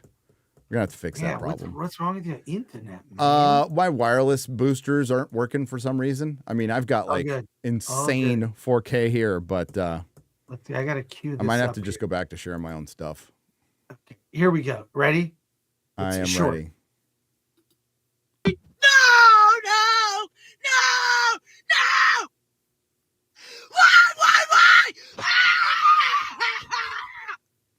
Why? Why? Do you really hate me that bad? I'm sorry. No! I mean, you can. Why would you post that? I don't know if it's real or not, but it's funny. If people are trolling, that's even better. That's even better. Hang on. Well, you can Well, add it's it all to this, performative. then. Even this, like, look at like this is all performative shit. Can too. you add it to this right here? Oh yeah. Like, What? Add it to what? is it, Oh, what I just Oh shared? yeah, definitely. You gotta add it to it. That We gotta. fits. Oh, that'd be we great. could probably double it. I think as time goes on, we'll get like more like genuine. But we have This needs an update. some TikToks. This is from Cassandra McDonald. Has a little thread here of people crying. I like how people are able to cry, and then they post it and they add some music to it. Chris, the one I just shared. I can try. Let's see. Wait, is it? That one, yeah, that's it. You know,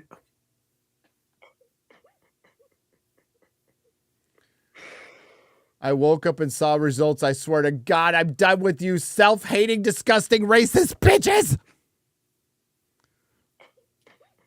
yeah, but these people, are they really into politics? When I was a No. kid, I read Newsweek cover to cover every week for years before I canceled my subscription in the early 2000s. But I like, it seems like they get their info. Did you hear this? Most women get their info from TikTok. I know. This is the dumb times. Sorry, you- women and X-ray girl. I mean, I don't go to TikTok, so it's fine. Yeah. Yeah. You want to hit play? Okay. It's just music. I kind of muted it. Oh, okay. Let's Oh, it's scroll just down. music. I think it's just people Why are you crying. crying? Why are There's you so many crying? people just fucking crying. Right. It is a lot of crying. Oh, I'm scrolling down. God. That is a lot It's of. all Just scroll down. women. Just keep scrolling down. That is a lot of crying. God. Oh my God. My heart breaks for all women in America today. Wow. I think it's funny as shit. Yeah. But here's the thing: the crying. Okay, fine. You can be emotional. I understand being emotional. Why do you show people? I don't understand that. It's oversharing. It's Oh, this one's women and Kevin Smith film themselves crying. Wait, that's weird. And they're like, so what's going to be your outfit to cry? That's ridiculous. More crying. Scroll down. Crying. It's all women. Oh, there we go. I One know. man. No, it's still all women. This is It's a lot still of videos. all women. Crap. Oh, All there right. you go. Before we get to Soups, I want to get to this Justine Bateman article. Ooh. That I have it. I use the headline in my video. It almost deserved a video of its own, but I figure we'll talk about it on a stream instead. And this just popped up in my. I have this. Well, I searched so many crappy Hollywood articles that I have this feed that's all it gives me now. It is convenient and a little disturbing. So here you go, X-ray. Oh wait, that's not it. Boom, boom, boom. I so need a second cup of coffee. I'm dying right now. Go get one. Yeah, but I don't want to miss anything. I don't want to miss the show. All right, there we go. There we go. Okay. Gary, I'll be quick. I'll be back. Yeah, it's fine. I'm going to start reading this. Okay, cool. Hollywood is dead, according to Justine Bateman. Here's what comes next. I need to pull this up because I'm a little blind. Bateman are. Oh no, you don't need to. I'm reading it on my side too. You can just scroll along. Bateman argues the emotional and financial scaffolding necessary to support to support the film business is gone. In its place, we have something of a conveyor belt churning out content. She's not wrong. Hollywood is dead. By the way, this is by Justine Bateman. And she was a lot of teenage boys liked her back in the 80s when she was a teenage girl because she was hot and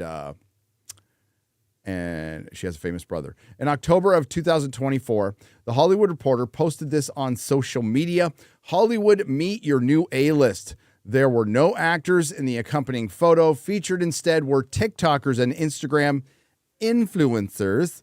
who function primarily as infomercial salespeople. She's not wrong. In the past, THR's new A-list was reserved for actors rising quickly to the top, the ones to watch. In fact, THR did publish a new A-list of movie stars a few months prior. Perhaps THR was simply making a new list, one filled with these types of salespeople, but the accompanying text was leveled at, quote-unquote, Hollywood, as if these salespeople were the new inhabitants, and that's not quite accurate. Hollywood is dead. These salespeople are too late and too off target to have been part of it. Yeah, I saw. I don't know if you remember that X-ray girl that was making the rounds of like, here's the new A-list, and everybody on Twitter's like, who the fuck are these people? Like, who the hell are these people? Reminds me of that. I can't remember her name, but this big TikToker did a meetup, and nobody showed up. Like nobody showed up. Well, because TikTok's bullshit. It rots your brain. Hollywood was amazing. It was something beautiful and singular and frustrating and hard and touching and incredible. And I think it's a crime that we destroyed it. A crime. I'll tell you what it was like up to the last era of Hollywood. There was a high concentration of talented artists. There were enough in the room. There was enough room for everyone who had the luck, the determination, and the talent. Room for new actors, directors, and writers to come into established business. There was a place for the Farrah Fawcett's and the Sir Laurence Oliviers. There were gatekeepers, tastemakers, and kingmakers. Up through the gatekeeping and taste-making filters, these talents would emerge. Time would be taken to promote their work and their image. Careful decisions would be made to maintain the quality of output, and new arrivals paid respect to those who were already here, those who had built the business up for the newcomers to flourish. Money was paid to everyone, and there seemed to be enough to go around. Residuals were healthy and could sustain those between jobs. Distribution was clear and steady, whether on TV, in a cinema, or on DVD and video. There were parties and meetings and lucky encounters with all kinds of executives, actors, directors, cinematographers, customers, etc. And all of it happened in person. It was an entity, a world, and a group that you earned your way into, and you knew that your reputation was going to matter now in the future. You wanted the respect of those around you. You wanted to be worthy of being brought into a project. All of this mattered to everyone in the business, and the audience knew it when they saw the resulting work, because as developed as it was, there was still an authenticity there behind the story, behind storytelling, which has been lost. But that structure, the emotional and financial scaffolding necessary to support the film business, is gone. In its place, we have something of a conveyor belt churning out content with only a few standouts once in a while. God, who's been saying that for the last few years? I can't recall. So how did Hollywood die? About 15 years ago, the studios had become too focused on films that made hundreds of millions of dollars. Streaming services saw an avenue into the business by funding and or buying the projects that the studios had largely forgotten. The mid-range award pieces like House of Cards, Manchester by the Sea, and others seemed good for a bit. Then these streaming services, like all tech companies, needed to scale. With an eye toward global expansion, these tech companies needed more content where the audience needn't know the language. And so drama, comedy, rom-coms, and satire, which are typically do not sell well internationally, were pushed off. And there were a full embrace of genre content.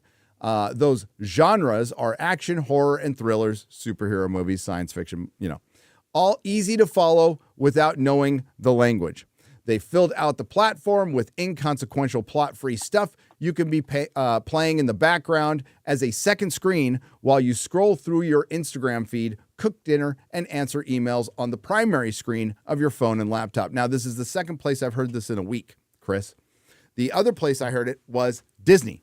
Disney is creating a channel that's going to run Star Wars and Marvel shows on a loop. In other words, Disney recreated cable that they're going to have, and it's going to be live. So it's very, very innovative, Disney.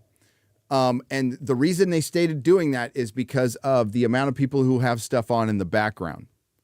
That's your primary motivation, is it's your second screen while you look at a primary screen and blah, blah, blah, blah. Oh, wow. That is Weird. how fucking bad things have gotten.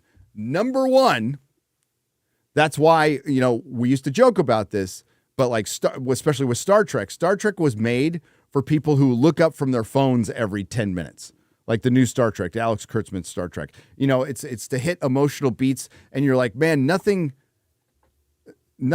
These emotional beats that you're hitting is just people crying. There's no meaning behind it. There's no meaning behind a battle scene. There's no meaning behind the action. It's just to get your attention once in a while. And they're right.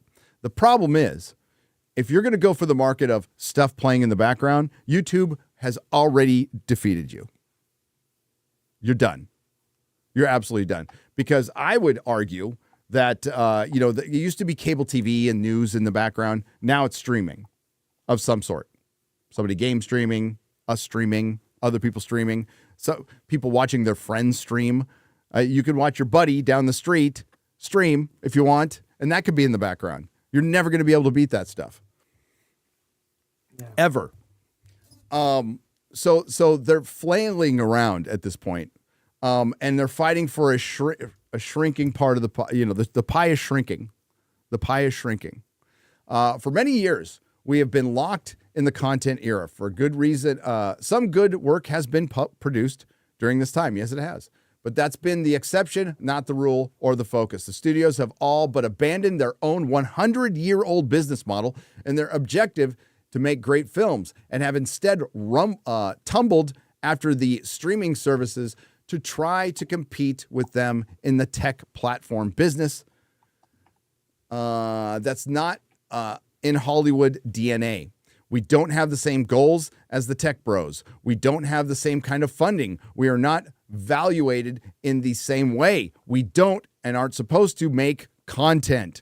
The generative artificial intelligence, GAI, arrived during the spring of 2023, for which the tech bros illegally hoovered up hundreds of years of copyrighted series and films, along with all of your social media reels and YouTube movies. They started splitting out little Frankenstein video spoonfuls based on prompts. Another thing you have to know is after the strike, Chris can probably verify this. Each studio has been working on their own specific AI to their specific IP that they do own, that they absolutely do own. So you weren't stopping it. You just fragmented it a little bit, which is whatever. That's fine. I don't care, but I don't think you're stopping it. But GAI is very good at regurgitating the past and vomiting up content. And because it does it faster and cheaper than any filmmaker or showrunner could, the studios and streaming services that fund and distribute films and series will use it at maximum capacity because it will widen profit margins. It will enable them to give glowing reports during their quarterly stockholder calls. Again, corporatism, right? What once was Hollywood with the goal of making the best film or series possible is financial structure of gathering revenue to pay its actors, directors, and crews, its residuals for artists between jobs, its camaraderie on the set, the passion behind the marketing and campaign, and the triumph of making a film or a series that is not only very good, but has the luck of being released to the public at exactly the right time to cause a sensation has passed. Mostly yes. The audience is too fractured for anything but the expensive marketing campaigns to work. The studio's focus is too distracted by their stock price, performance, and streaming dominance with home viewers. Well, no studio has streaming dominance except for Netflix, which was raided in Europe today for tax fraud. Yeah, I put an article in the private chat about that. It relates. It relates. And there's too much going on in the world, too many ways for audiences to get their information, to draw their attention back to films and series in a meaningful way. So, there were some of us, sorry, I wasn't on camera. I didn't even realize that. So many of us were saying that you oversaturated the market. You're now competing against yourself and the audience. And your business is fundamentally ended. So the Hollywood, and I would say it ended in 2019, Chris. It ended in 2019, and what we're experiencing now is a new form of Hollywood, which will be a smaller Hollywood, a less relevant Hollywood. We're already seeing people talking about living in their cars or getting out of the industry. And if you are a creator worth your salt, you might not even need Hollywood anymore. You might start going and doing your own shit because the ceiling is higher for you, actually. Profitability is higher for you. I saw your latest video. Obviously, I watch all your videos, but you reference Campea. I do. And he was right about the industry. It was death by, the industry ended itself. It was a choice. Which is very sad to me. Yeah, it committed suicide. Yes. It committed correct. Mary suicide in a lot of instances. Not every instance, but there's still some good stuff out there. Hey, did you see that last episode of The Penguin? I have not. I'm not caught up, but I did see the first 4 episodes Well, I'm not of Doom Prophecy. So. Okay. Yeah, I will catch up by next week. I won't spoil it. People get like a few days out. We'll spoil it, but we're still pretty close. Yeah. It's fucking great. I'll just say that. But did they reference the Batman? No, but they get to. Okay. Without spoiling anything, that first 15 minutes, holy shit. Holy shit. Good. Holy shit. Oh my God. Goes down. And finale is Sunday, right? The finale is Sunday, and they are at a point now where they need to mention Batman. You cannot not mention Batman now. They are forced into mention. They have to mention him. It'll be the tease into the second movie, the Batman 2. Yeah. I hate. They go make a. You can make an argument that like stuff has been going on in the shadows, in the background, that maybe Batman missed, or maybe Batman's just letting all the mob people fucking kill each other. I don't know. Yeah, maybe he has. You can been make. watching. I wouldn't say it's a good argument, but you can make this argument. But after you watch the last episode, you will be asking yourself, "Where's the Batman?" Good. Because I can't epic wait. ending, absolutely epic ending. But yeah, enjoy it. If you haven't seen it, go watch The Penguin. So she basically oversaturation. This happens to every industry that digitizes. Chris, it happened in publishing. Yeah. It happened in comics. Yes. It happened in music. It's happening in the movies. It's no different from anybody because you've made your product less special. It is disposable. And more importantly, you are now in competition with your own backlogs. It's like, do I watch something new or do I fire up Blazing Saddles? And, right, half the time people are going to fire up Blazing Saddles. Yeah. And you go through the back catalog. And if your back catalog is making you nothing, what's the point? Blazing Saddles used to run in an edited form on regular TV, or it'd be on HBO or something like that. It'd be licensed out and it would make money, Star Trek, licensing Star Trek was a money printing machine. Imagine how much money, they made off Twilight Zone. Twilight Zone was in reruns for decades, dude. Decades. And had good ratings. I watched it when I was a kid. It was amazing. Every night, 11 p.m. It was on. And okay. God, so good. Because this is an entertainment show. By the way, congratulations, America. You live to fight another day. America won. America won. Ricky Gervais was on point. He's so good. That video, the bathtub video. Oh, I know. I finally had an opportunity to use it in a video. I was like, oh, thank God. Thank God. Good. I love him. And thanks for everybody who watched the video. I thought it would get utterly buried because of all the election stuff, and it's doing really well. So thank you. I appreciate you. Good to hear. Yeah. Good to hear. Oh yeah. It's all good. Yeah, the next 2 months will be very interesting. The White House is going to be an awkward place with Biden and Kamala. Hey, dude, you saw Jill Biden. She wore a red suit to vote. Oh my God. She wore a fucking bright red suit. That was not a fucking accident at all. They know everything about optics. These are fucking politicians. I predict she will still be president, Kamala, because somehow Biden will step down or whatever, and she'll be president for a minute, just so you they can say, have I wouldn't put that out of the realm of possibility. I Like he think has that some kind might of happen. health crisis where he needs to lead whatever. And she's sworn in, and it's historic, and they'll do a painting and whatever, and then Trump comes in. I actually think that may happen. I think it's like a consolation prize. It's a everyone gets a trophy. Dude, they convicted him. They convicted him on a felony for taking a loan and paying it back with interest. Right. That's essentially what they convicted him for. For taking a loan. The company that gave him the loan said he didn't do anything wrong. We don't feel ripped off. We actually like doing business. We still do business with him. And like, nope. Yeah. He undervalued and then, O'Leary was out there going, we all do this shit. I'm not gonna invest. If like this is the danger, I'm not investing in New York anymore. And then New York will turn into a fucking, it will be Snake Plissken, man. It'll be Escape from New York. We're almost there anyway. I love those. Call me Snake. Plissken character. So quick, what can you say about Doomed Prophecy? Are you allowed to say anything? Technically no, Okay. not until Monday. But I will say this, because I sent you some thoughts.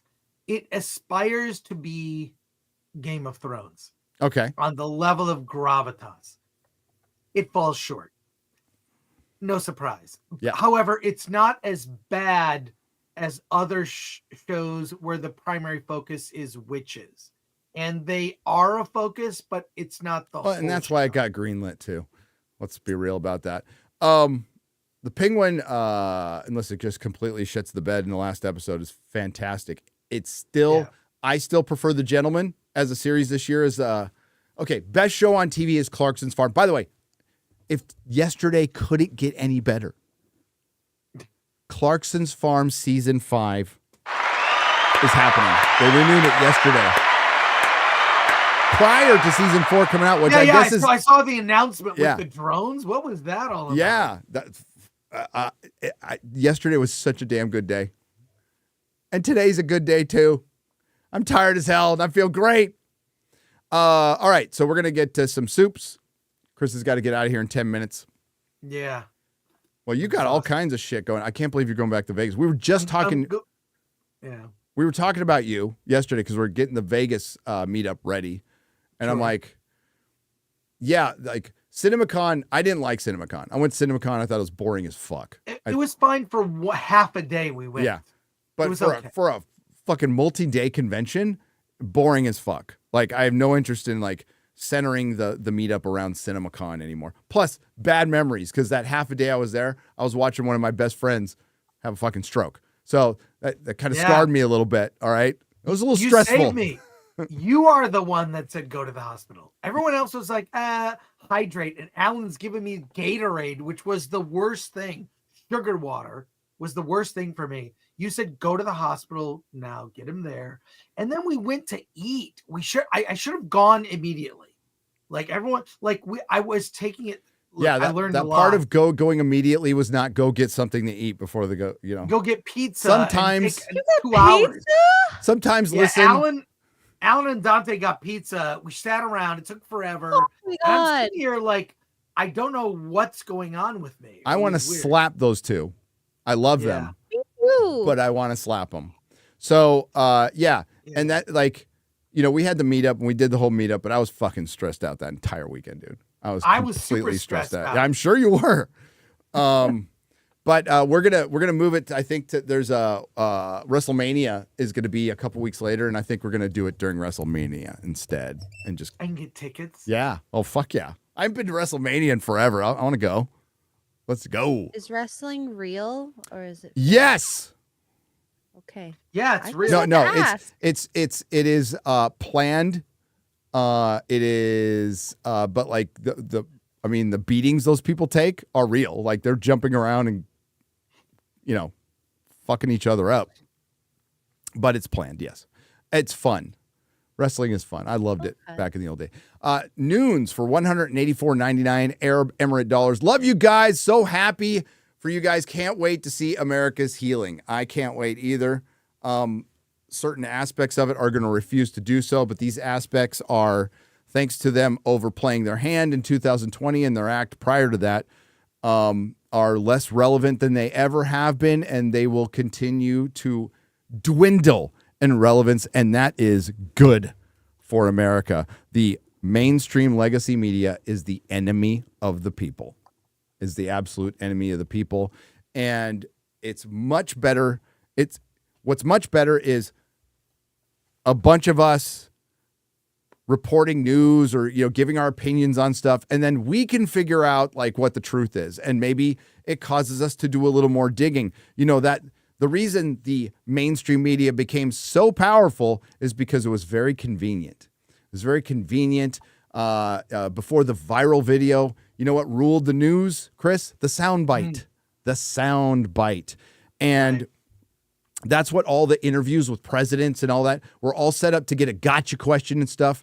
And now we're back to, Joe Rogan will have a 3-hour conversation with somebody. Well, I'm so glad that we've evolved into that, because that whole, I can't even, watching mainstream any like TV news stuff is headache inducing. When you see MSNBC, that whole like quip, talk over each other, no one completes a sentence or thought. It is brain rot. And by the way, Jess, who sent me, the lovely Jess, sent me a link to Cathode Fuck. She found it on archive.org. Archive.org has my bootleg video. Okay, so make a DVD of it. I could. I would like to and actually do a commentary, whatever. Anyways, it is on archive.org. Just look up Cathode Fuck and my name. You'll find it. I put the link for you. But you, having grown up around that time, if you watch that tape, it's literally the most ridiculous segments from TV of punk rock people being portrayed like idiots.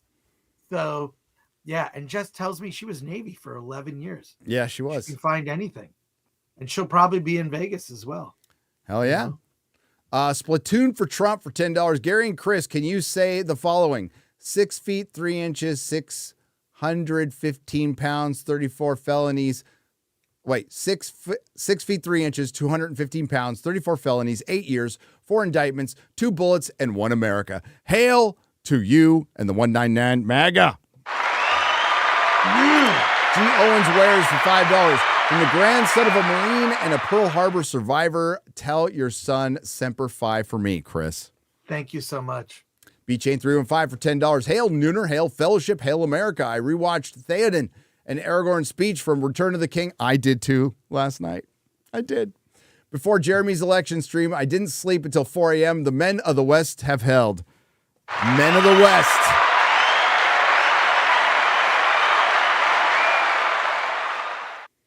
Hail chat, hail the 199, hail the rebellion, says Jack Straw for $2 from Jack Straw from Wichita. Beardo's Dummy Thick Peach for $10. Hail to the Amish for winning us Pennsylvania and the popular vote. Nuts out for Peanut. Justice for Gina. Let's fucking go. Yeah, the Amish and the Muslims uniting behind a president. It's a beautiful thing. Did you see Gina's tweet? It was kind of a long little essay. She called out people. What a beautiful statement. How can anyone not love her? I mean, she is like... She's a sweetheart. She's amazing. Like, just such a big heart. And to have gone through what she's gone through, I hope I really can't... I want her to win so bad. So... she's in a very good position right now. It doesn't hurt that you have, like, Tesla, SpaceX lawyers. Right. Which are bigger companies than Disney. Flint Ironstag for 50. Wolf got put to sleep. God bless garbage and God bless America. Hail. Yes. The infamous El Guapo on the Streamlabs side for 2024. Dads, great day for America and our kids. Thank you for not being shy about the truth and how pop culture shows us the prelude of what the machine wants done. What are the plans for Grand Rapids? Would love to see you guys. MAGA, Maha, US, and hail.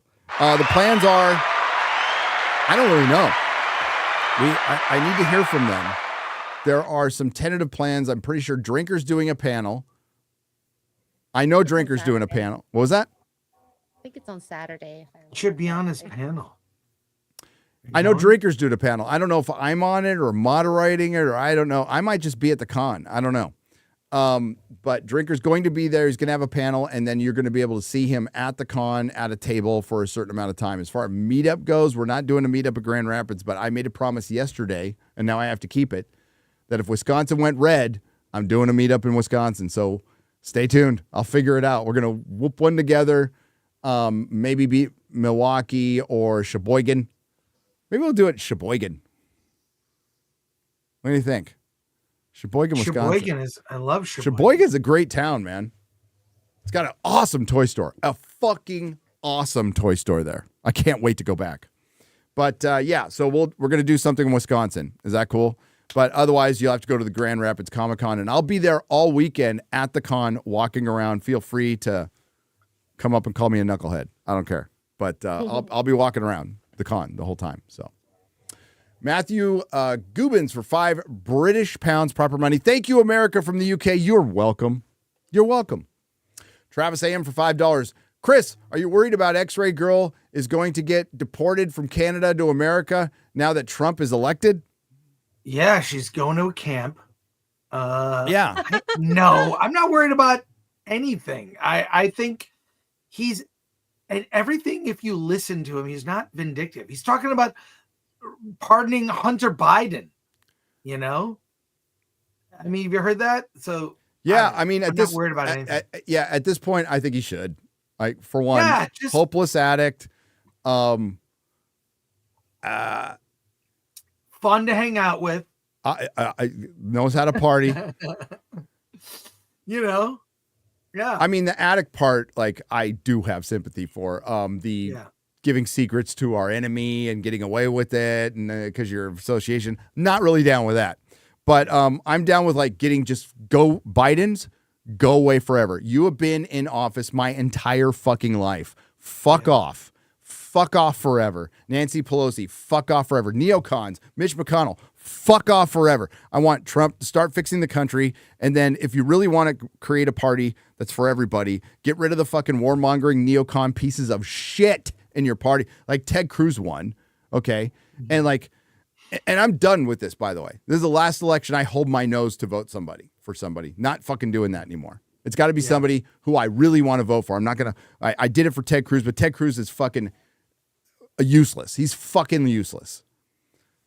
So, like Brandon Herrera was up against Gonzalez, and Brandon Herrera was for a congressional, the AK guy. We love Brandon from Unsub Podcast, and lost by 400 votes. But I wanted Brandon to win because he's just a dude. He was a YouTuber. He's like, he was going to take a massive pay cut. He was going to have to be away from his family.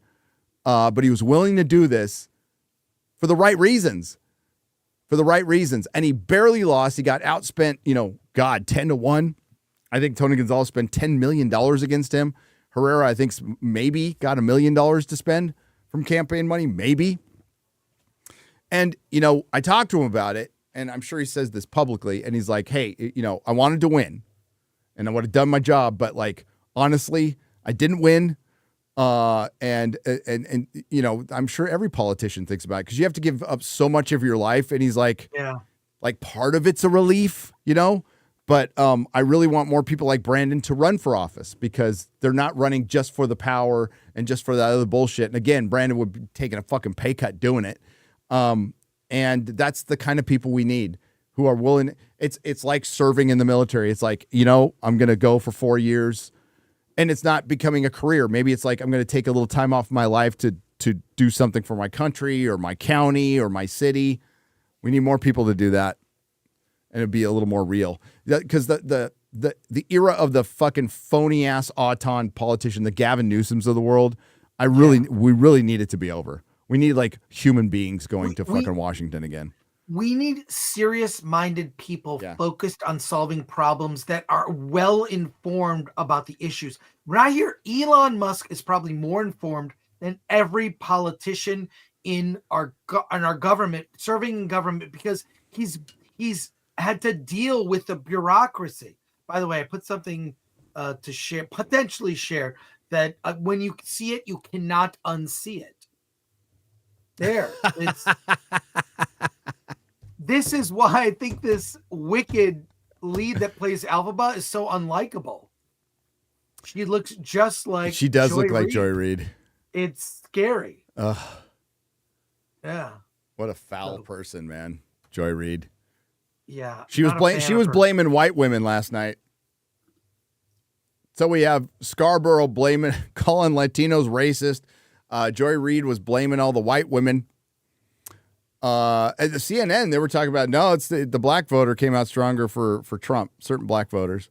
There were also, they didn't show up in Milwaukee and places like that because they weren't energized because they didn't give a fuck. Why would you? Just imagine. We almost didn't get this reality. Praise God. Well, Middleman, Madman for $10. We've been in a bizarre reality, and it's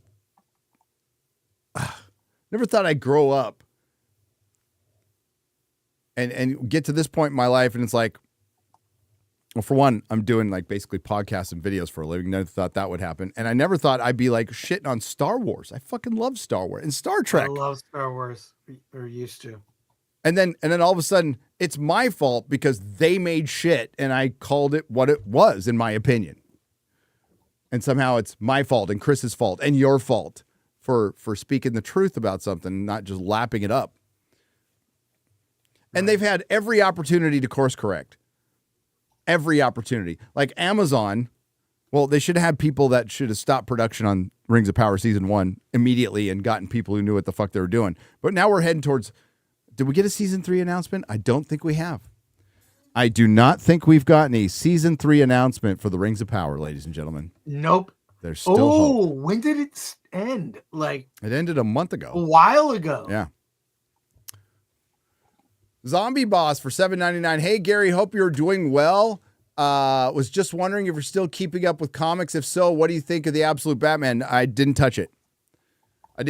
Because every opportunity I've seen to maybe go back, because I gave up mainstream comics, the big two, forever, because I got tired of supporting people who hate me, who absolutely hate me. And it's a small enough industry to where, and it's one that I actually love the most. Like, if you ask me, like, what form of media do I love the most? It is comic books. Absolutely comic books. Been part of my life since I learned to read on them, right? I remember where I bought my first comic book. It's art that speaks to me. I think it's the perfect medium. I think it has some of the best storytelling. I think some of the best ideas have come out of comics, not just superhero stuff. We really got to get out of the superhero stuff because there's so much other great stuff going on with fantasy and Westerns and all that shit. But I digress.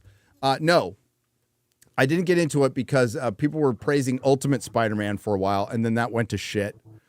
The only modern comics I've bought in the last 4 years is Batman Joker Deadly Duel, because Mark Silvestri did it, and it was something he had been sitting on for like a decade or a few years. And it was pretty good, and it was just a limited series, and I could be out. I do buy, I'm still calling him Mark Millar, because I have. So anything Mark Millar. King of Spies. Everybody should read King of Spies. King of Spies is essentially Old Man Bond. So that movie we fantasize about Pierce Brosnan coming back and playing old man Bond, that's basically what that comic is. Fucking read it. It's a banger. I was just reminded by somebody yesterday about it, and it's so fucking good. But his stuff is so good and connected, so I highly recommend Mark Millar's stuff. Conan I'm a little behind on Conan. Conan was really good, and Az has been telling me that the Transformer comics are fucking amazing, and the G.I. Joe books, but mostly the Transformer ones, and those are from Image. So there you go. Obnoxious Potato for $20. Thank you for being you, super sticker. Thank you for being you. Dean Krantz for $5. Damn it, Gary, you and Drinker are coming to Michigan, but it's during the weekend of deer season. Gore, educate the man. What's deer season? Gore? Rabbit season. When's deer season? Like Duck season. When's deer season? Do you know? I have no idea. I have no fucking idea. I don't know. I'm not against hunting. I'm just not a hunter. Yeah. But by all means, hunt.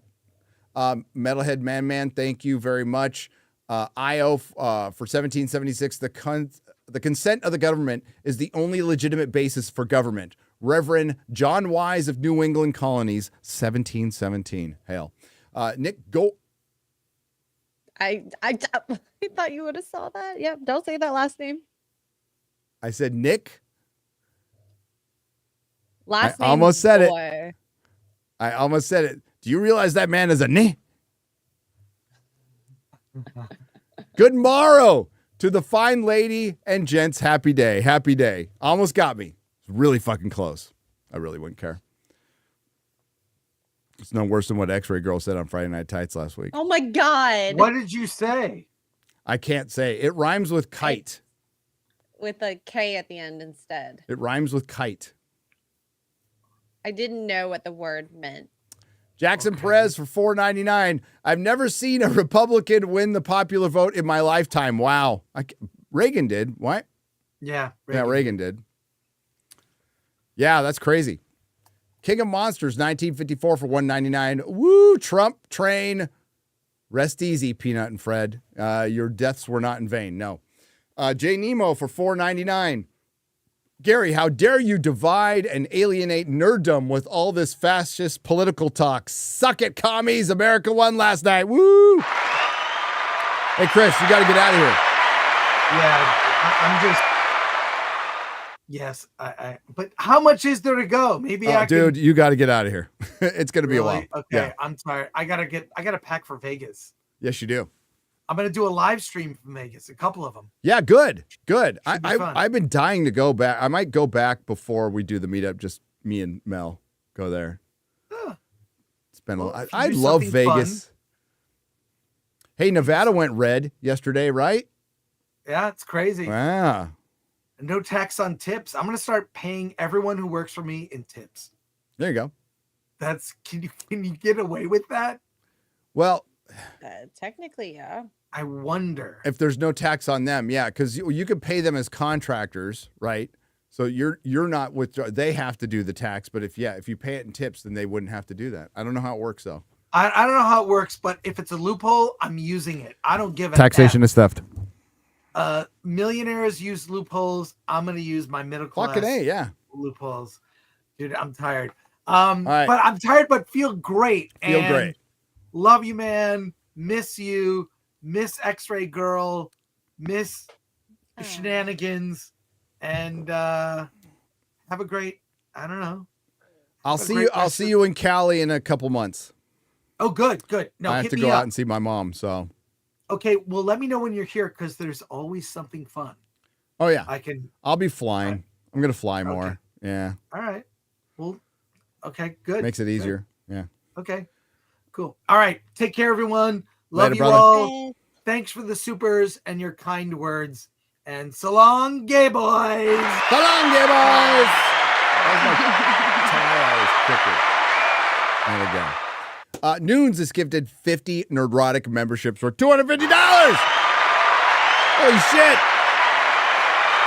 Noons. Grand Wazoo 42 is gifted 20 Nerdrotic memberships for $100. You guys are crazy. Thank you. Okay, so I know I promised last week. This week, Penguin watch party for the finale. So it'll be Sunday after Forbidden Frontier, I guess 8 p.m. Central.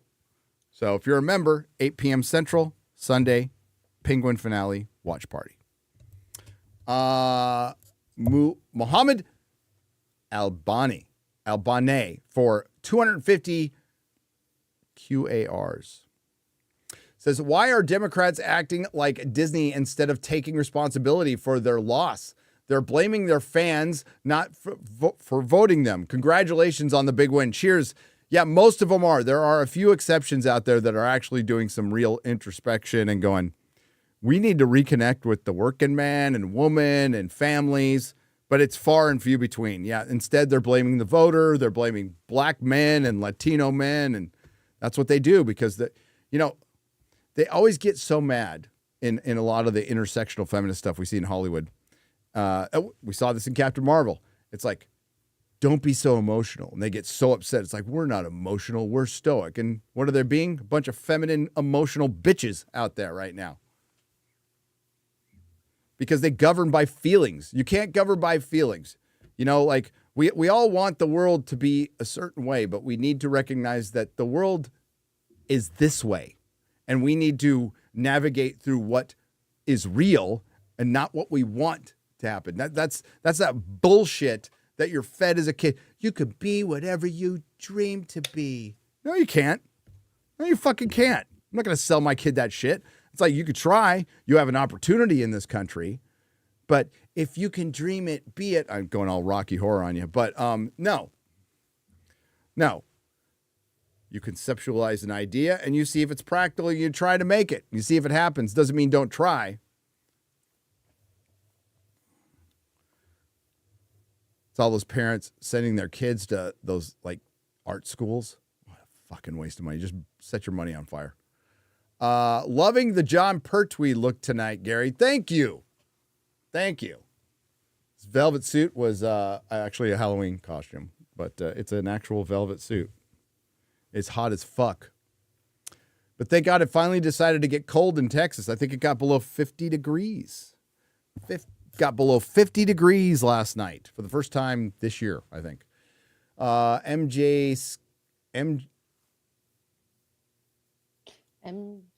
Skyver. Joe Skyver for $5. Chatelet to you, Gary. Frank Gore. Chatelet. Oh yeah. Hey, that's the video. Isn't that in front of the camera? The one Brittany Venti's in? Whatever. Frank Gore, estranged daughter of Ing, the Merciless, and the chat. Make escapism great again. Yes. Finchy for $20 Australian from Australia. It's important here. I'm drunk from celebrating the win after the work, and I'm not even much of a drinker. This is an important victory for rationality. Agreed. It's hope, and the rest of the world, Australia follows. Yeah, I know. It must be weird for other countries. We're used to our very nerve-wracking change of power, right? Very unique thing in Western civilization, relatively new-ish, okay? We'll say, historically speaking, changes of power were the death of a king, the death of a dictator later on, but and then some, son takes over or so. But now we have these things called elections, and we change every 4 years. And being the most powerful nation in the world, it probably does make everybody else nervous. And why not? Because like the choice was very fucking clear this time. Is like, as I'm saying, as an outsider, as an international viewer looking in, are we going to get bombed or not? Is the machine going to trump up some war against my country, and then my countrymen, my sons and daughters are going to get bombed or droned? Because that's a real fear. Our military-industrial complex is the most dangerous fucking thing in the world. Just ask Ukraine and Russia right now, and other parts. It's the most dangerous fucking thing in the world.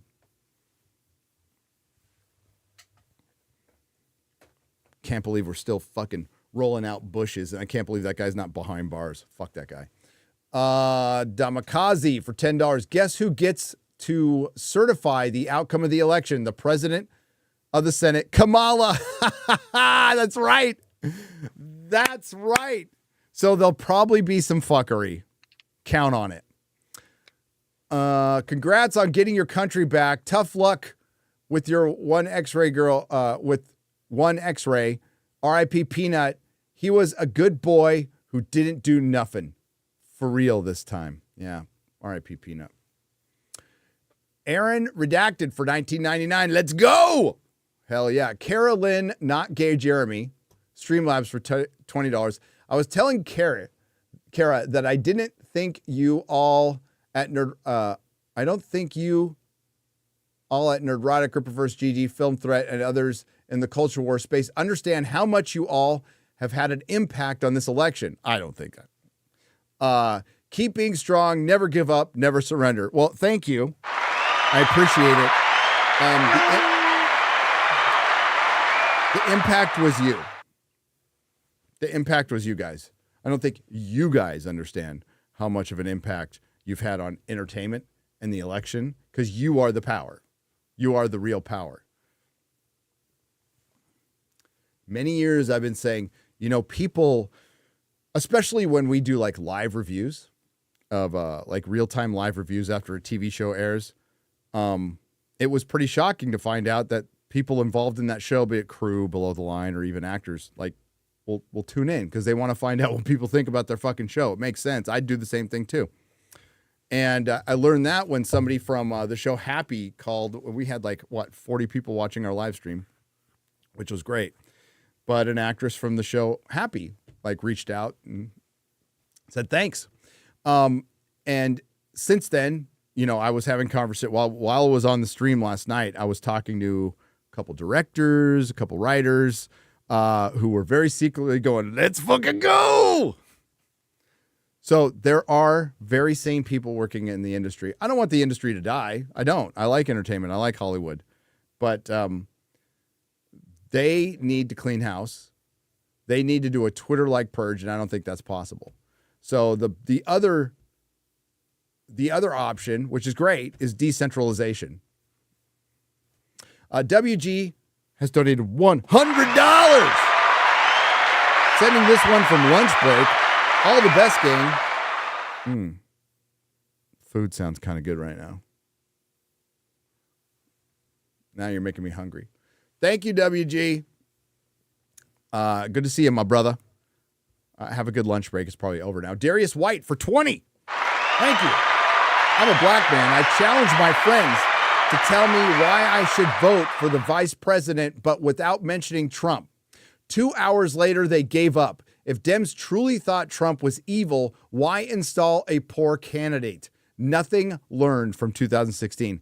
Great point. Great point.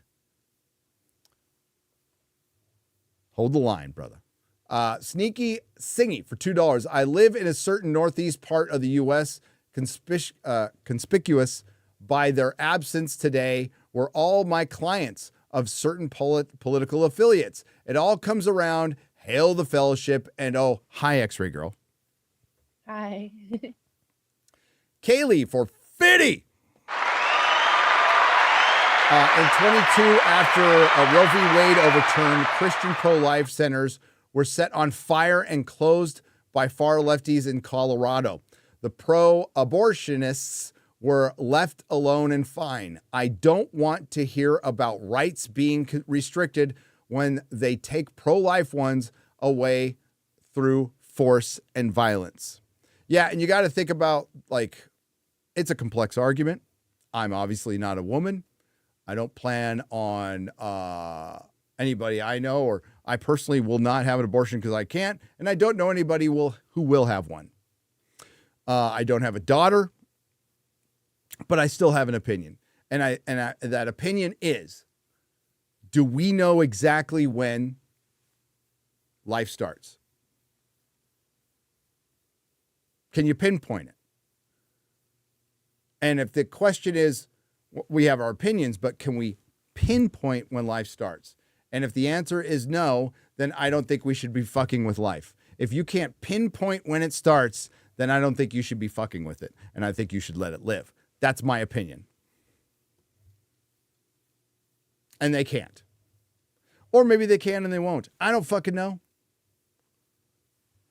But that issue crops up. I'm old enough to know that issue crops up every other election cycle, pretty much.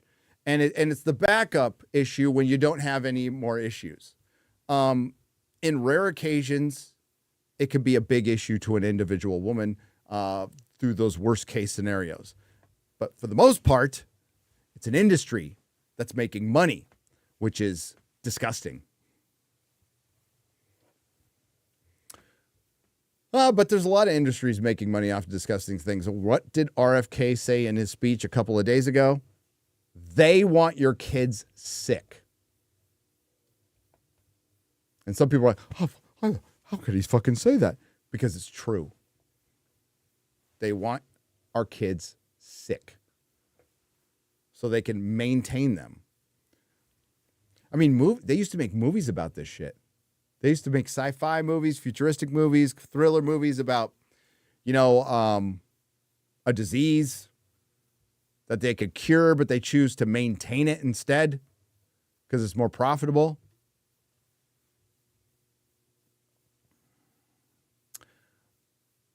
Smooth the DJ for 20 euros. Now that Trump is elected, I can feel safe about becoming a future U.S. citizen in 2 to 3 years. Yes, it should be a little faster. I think there should be a balance. I don't think we open the gates and let everybody in. I think we streamline the immigration process to make it less bureaucratic, because it's overly bureaucratic. It's taken you guys far too long. We are keeping people out that would be really good for this country because they want to abide by the rule of law, and it's a fucking pain in the ass. I was just talking. We talked about this with Ben from Uncharted X. How long did it take X-Ray Girl? 4 years. Took him fucking 4 years to become a citizen. That's ridiculous. Like, if you want to come, it's harder for you to get a visa. You can just go to the Texas border, X-Ray Girl, and just walk across, get your phone, get your money. That time is running out soon. Wild. Yeah, you better do it soon. But otherwise, you got to go through the process of getting a visa and all this stuff. And yes, we need to streamline the process, make it quicker. And that way we will get the best and brightest, or people who actually just want to come here. It doesn't always have to be the best and brightest. I'm fine with, you'll love and respect this country. I'm good with that. I was watching poor Lily Tang, she escaped the Chinese Communist Party. She didn't win her election, but like, she's fucking rad. Like, her story is rad. And she hates communism because she lived under it.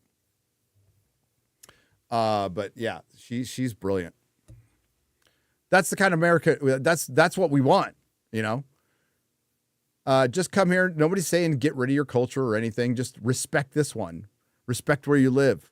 And a lot of people want to be here that can't be here, but then we're letting in murderers and rapists and people who take over hotels. But it's only a couple hotels, guys.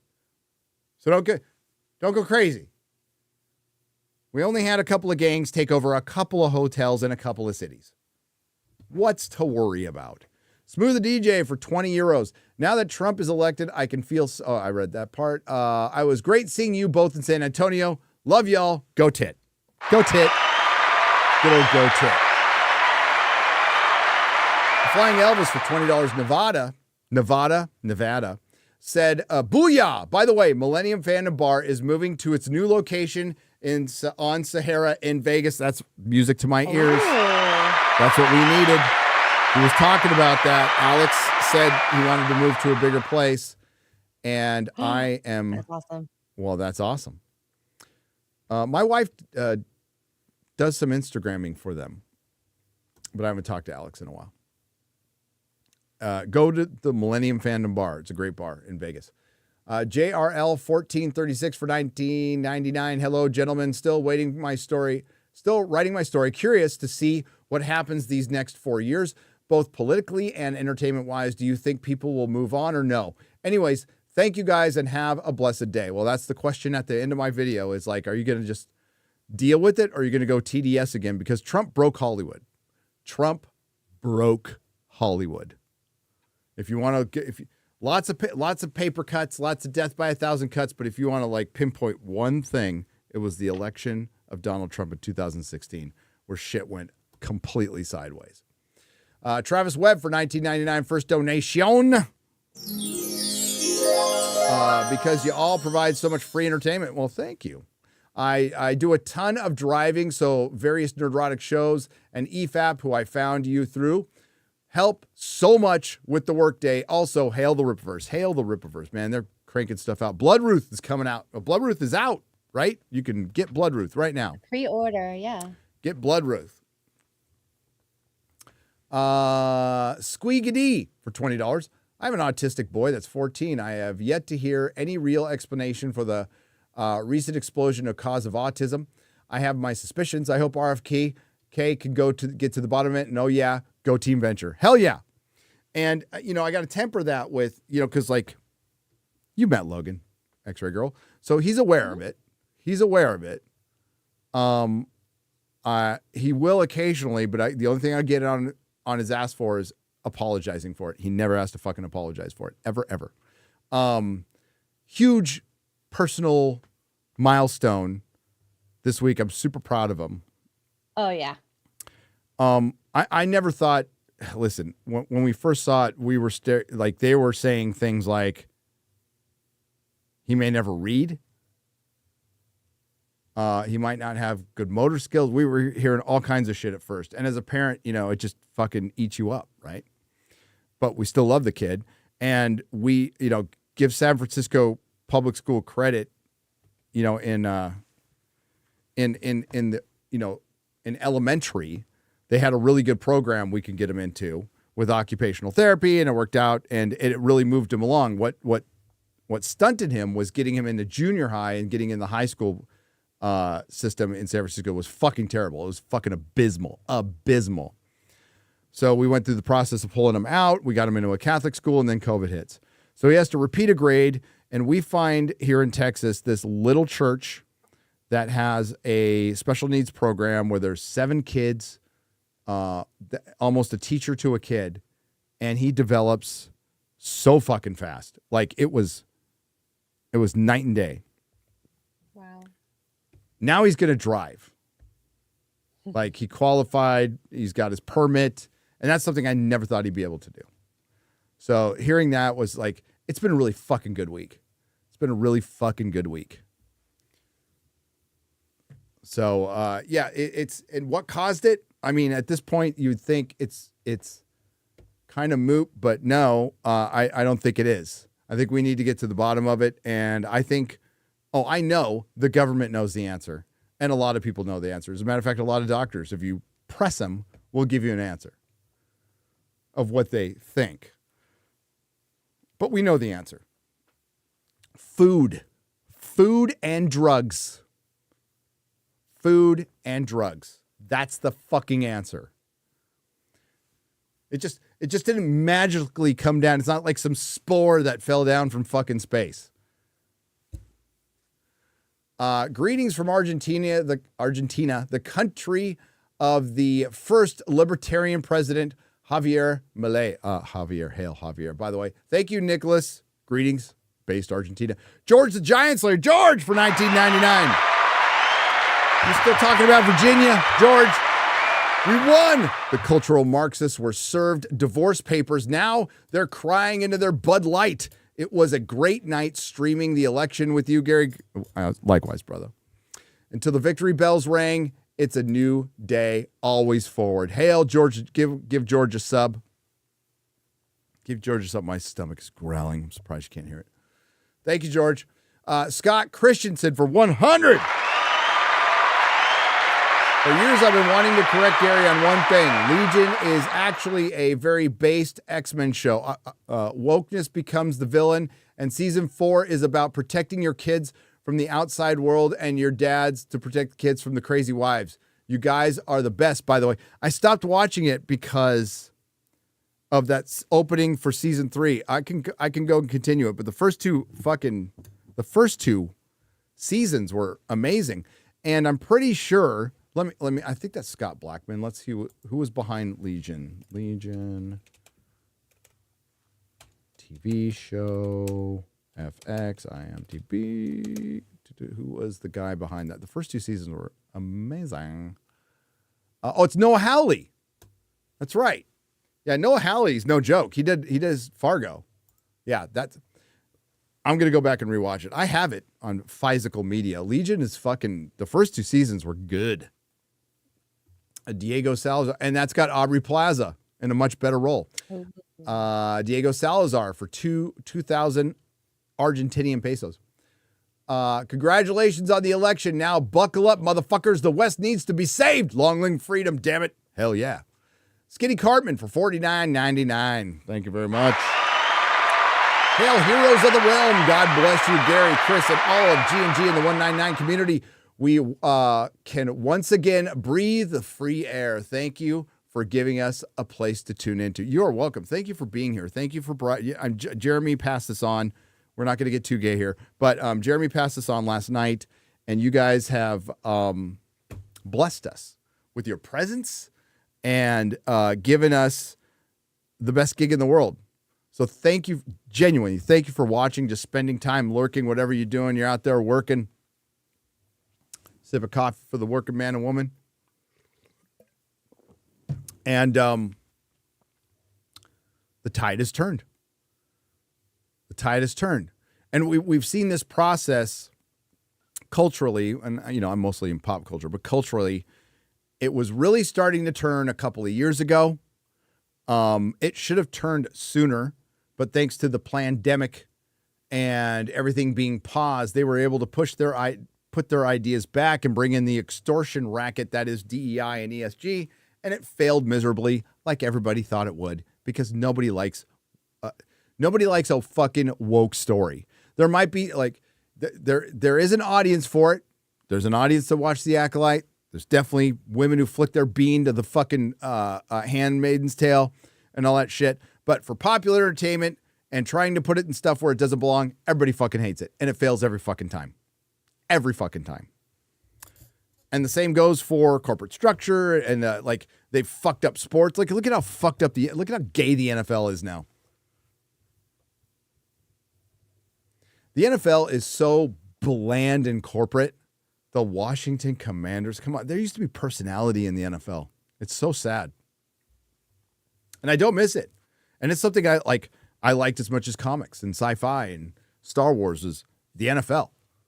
Part of my whole life, I was a season ticket holder. I went to games every Sunday for decades and just stopped, and I don't even fucking miss it. I check in because my son's still a fan, but I don't sit down and watch entire games unless I'm at one with a family. But at that point, it's just like I'm an observer. I'm like not rooting for a team. I'm just watching the game. It's cool, something to watch. But I used to be like passionate, crazy fucking NFL fan. Like watched every fucking game, had the stats going. The only thing I didn't do was gamble. Stevezzi for 50. Tired of this come together bullshit. These people have violated the Constitution. They tried to throw Trump in prison. The Afghan withdrawal was criminal. They spied, censored American citizens all over the net. Batman voice, there needs to be justice. You're right. When I call for unity, it's for sane people. For the insane people who have been calling us fucking Nazis and bigots and pushing lies. Straight up pushing lies, trying to destroy lives. I've got nothing for you. I've got zero for you. It is on you to earn back respect, earn back credibility, apologize, and be accountable. And most of you ain't going to do it. And it's completely up to you. But I could give a fuck. We can forgive, never forget. Never fucking forget. Ever forget.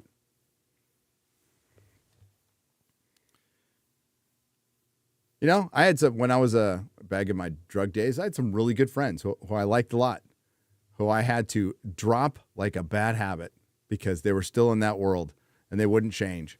And it's like, all right, I mean, you've been a good friend, but bye, I got to live. That's kind of how, it's kind of how you have to edit your life sometimes. And it sucks. Now, it also sucks if you lose a friend over like one political issue. That's fucking gay. I would never dump a friend over that, ever.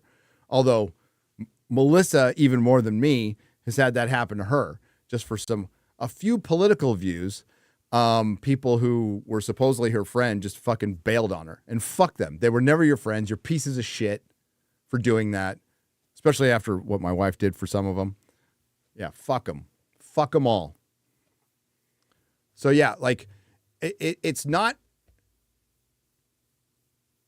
I think today we celebrate, today we dance on a few graves, Today we give some people shit because they've fucking earned it. But then we move forward, and if they want to catch up, fine. If they don't, fuck them. You know? It's not our responsibility. You're adults. Figure it out. What a glorious day, my friend. May Tai rules V for $20. It is glorious. It is glorious. It is glorious.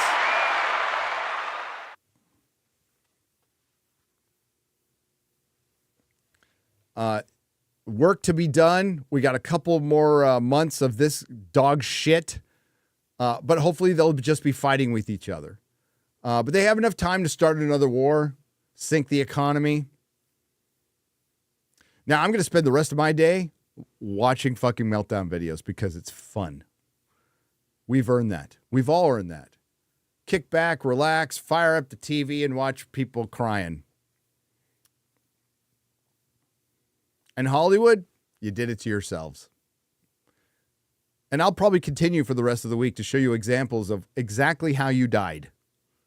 Because apparently you don't know. Is it Stevesy?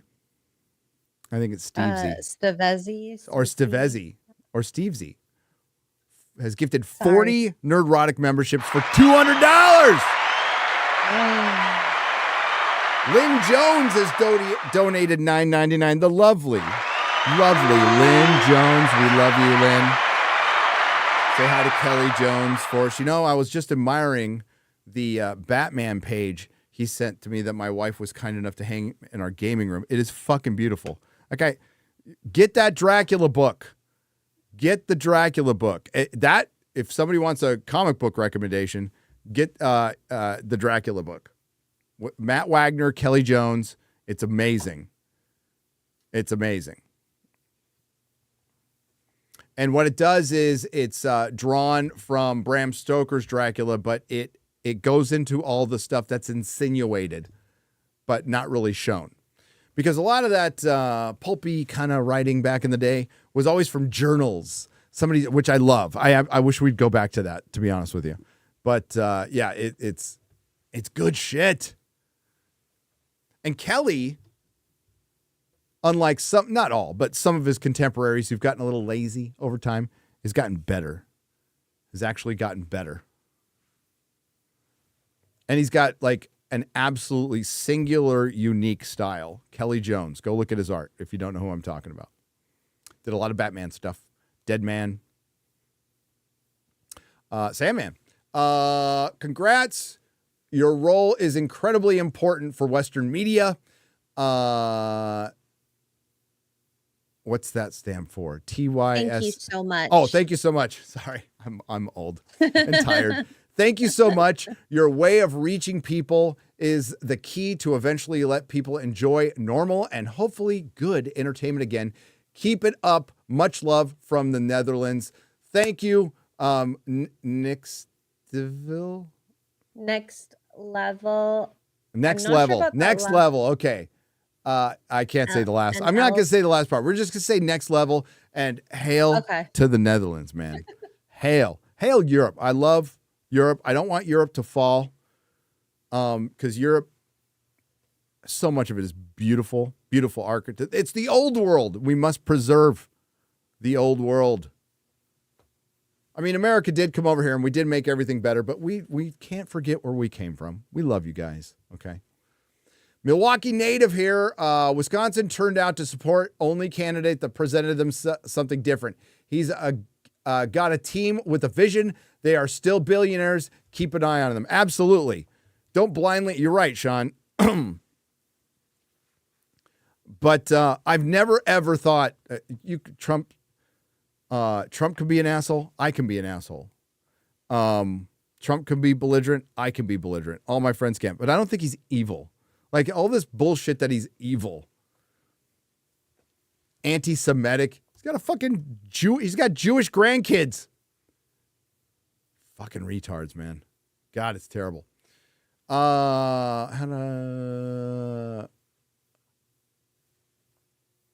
Patriodamus for $19.99. Is Jack Smith removed from DOJ? They are dropping the federal cases. Oh, really?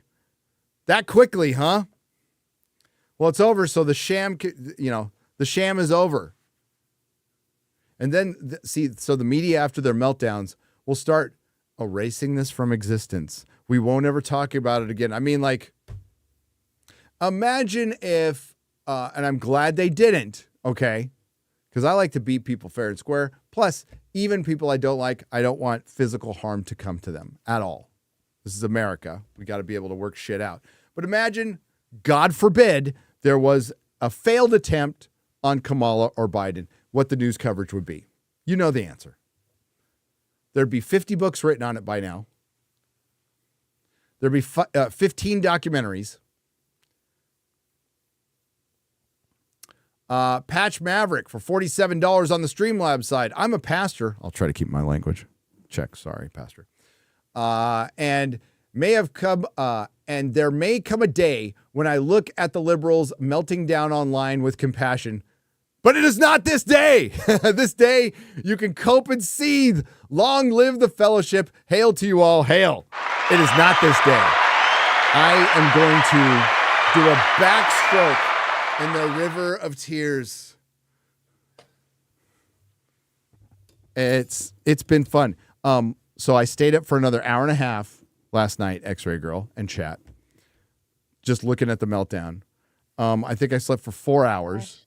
And I'm like, do I go back to sleep or do I go to the memes? And I went to the memes. And it was great. And I'm like sitting there vaping in bed, just fucking laughing my ass off. It's a beautiful day. NKB for $100. Caught a bit of the stream. Keep up the good work. Today is a happy day, so I'll be taking a moment and celebrating. I guess what I should, and thank you, should be saying more is this stream gets unlisted for algorithmic reasons. But if you hang on to the link, you can keep watching. Or you can watch the re-upload that will be premiered later today on Nerdrotic Live. You can also find it. We have a little bit of a problem, technical issue that we're working out right now with Apple Music. So I don't know if they worked that out or not. I haven't heard anything from Garrett. But if you have Audible or Google Podcasts or any place you can get podcasts, you can listen to it as a podcast. Spotify. We're on Spotify. We're all over the place. If you want to just drive around and don't want to look at this pretty face and this wonderful red suit. I look terrible in red. I mean, I look terrible in everything, but like mostly red. But yeah, so hang on to the link or go to Nerdrotic Live or Spotify, or you can listen there. And we had a lot of people.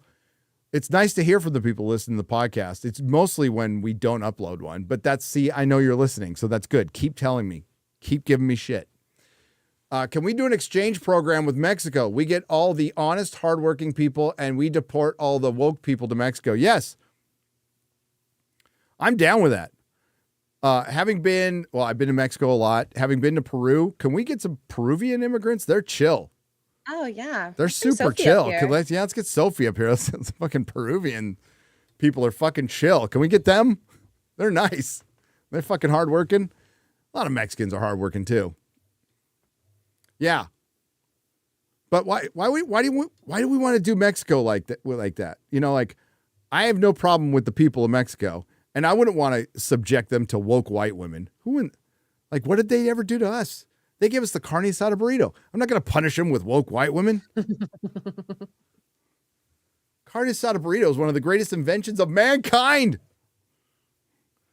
Radio Spec for $19.99. Gary, your channel is one of the several that inspired me to make videos. Awesome. Wanted your feedback on this. What's your argument why critiquing bad media okay, let me start this over because I was choking. What's your argument for why critiquing bad media as a good practice that leads to greater enjoyment of good media? We always need to critique things. People critique my videos constantly. And you know what? I listen to a lot of it. A lot of it's like really kind. A lot of it's like, it's usually, I love you, man, but. And I'm like, oh, I better read this one. And like I got a nice one on Twitter. It's like, hey, I love you. I love your show, but you're spoiling the shit out of Penguin for me. So it's like, could you put up the spoiler paddle? It's like, yes, of course I can. Of course I can. But self-analysis is criticism. Criticism is good because it provides balance. Plus, that's what fans do. We talk shit all the time. All the time. This is good. This is bad. This is why I like this thing over you liking this thing. You're a fucking idiot for liking this thing. That shit's been going on in fandom forever. But as far as criticism, which Tom Hanks called all critics cocksuckers, you don't get better without criticism. And plus, the criticism is also a form of entertainment, whether Hollywood or people who don't like us like it or not. You just said it yourself. I try to be entertaining with my criticism. I try to be funny. Does it always work? No, of course not. But I try to make it entertaining. But criticism only works with honesty. I talked about it on Twitter. I responded to Craig from Side Scrollers, talked about toxic positivity. And I stated that toxic positivity, which is a term that's given to the people who like the Acolyte because of the ideology and not the actual story. That's one example of it, is a lie. It's always been a lie. Maintaining early access, whether you're giving softballs or outright lying about your reviews to maintain that access, is also a lie. And you were able to get away with that for a long time, but we are no longer in that era. And the audience is much smarter than most content creators think you are. A lot of content creators think they're smarter than they are. I'm fucking retarded. I understand that. But at least I'll be honest about my review. I got hammered over my thoughts on Alien Romulus. Did I delete it? Did I fight with people in the comments section? No. I take my lumps. People say their piece. I say my piece. I move on. It's one of my most downvoted videos. It's not close to ratio, but it's one of my most downvoted videos. And I fucking stand by absolutely everything I said in there. My mind has not changed. It's a waste of time. It's a waste of some really good sets and costumes. And it's just a repeat it's just the greatest hits of the previous Alien franchise that ends with a slender tweaker man. It's fucking retarded. But people liked it, and that's great. We don't have to agree. But that's my honest opinion. That's all you can be. That's all you can be. It's tough for some people. You know, especially like the kind of content creators always like putting their finger up to see which way the wind is blowing and stuff. But yeah, I got ratioed on Nerdrotic Live for my Batman trailer review because I said his costume looks like shit. And guess what? I still think his costume looks like shit. It's like they half-assed the Arkham costume. It's like, don't half-ass it. Make an Arkham costume then. It's a cool costume. I'm looking at it right now in an action figure. It's a fucking good costume. I like it. But, so to answer this, let me go back to that question. Where was I? Was it down here? So your argument for why critiquing bad media as a good practice that leads to greater enjoyment of good media. The reason being is I'm honest. So I mean, my critiquing media is not, I don't do it to lead. I'm not suffering under delusions that I'm fucking changing anything. I'm just speaking my opinion. But the thing is, if I'm honest, then if I say I like something, it's not just some bullshit.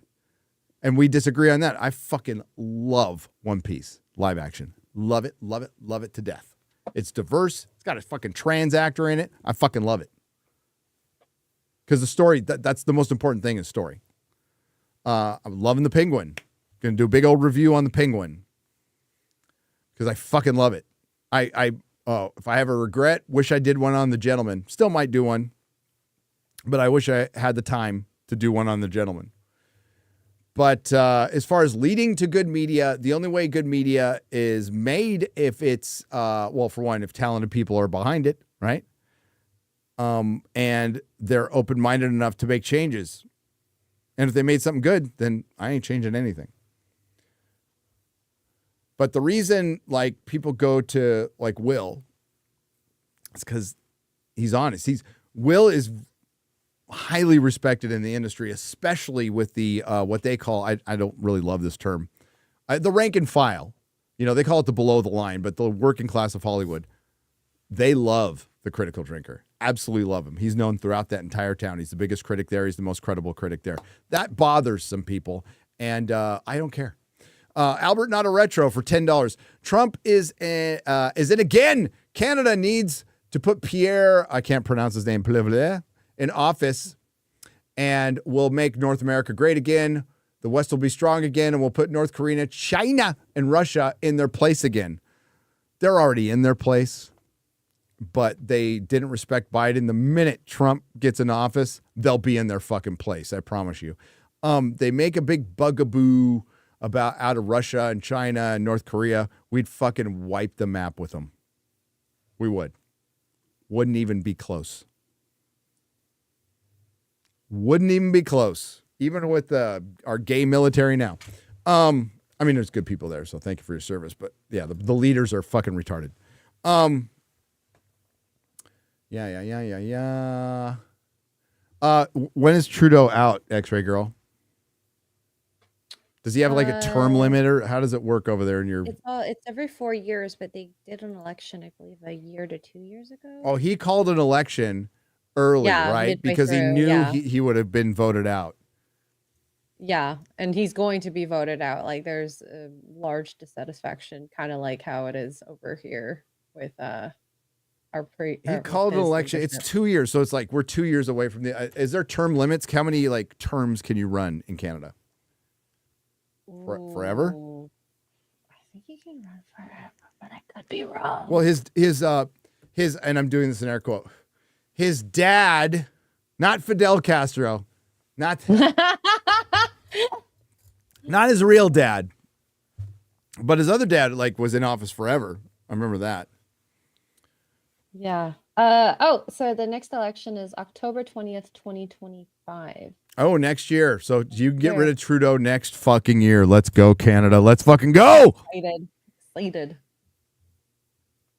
I think the truckers need to get together again. That was fucked up. I think every trucker should get together again. Let's do it again. Show them who's boss. Going into people's bank accounts. What a piece of shit. Matthew Ham, $4.99. I hope Trump visits Jeremy Clarkson and Clarkson's farm on his UK trip.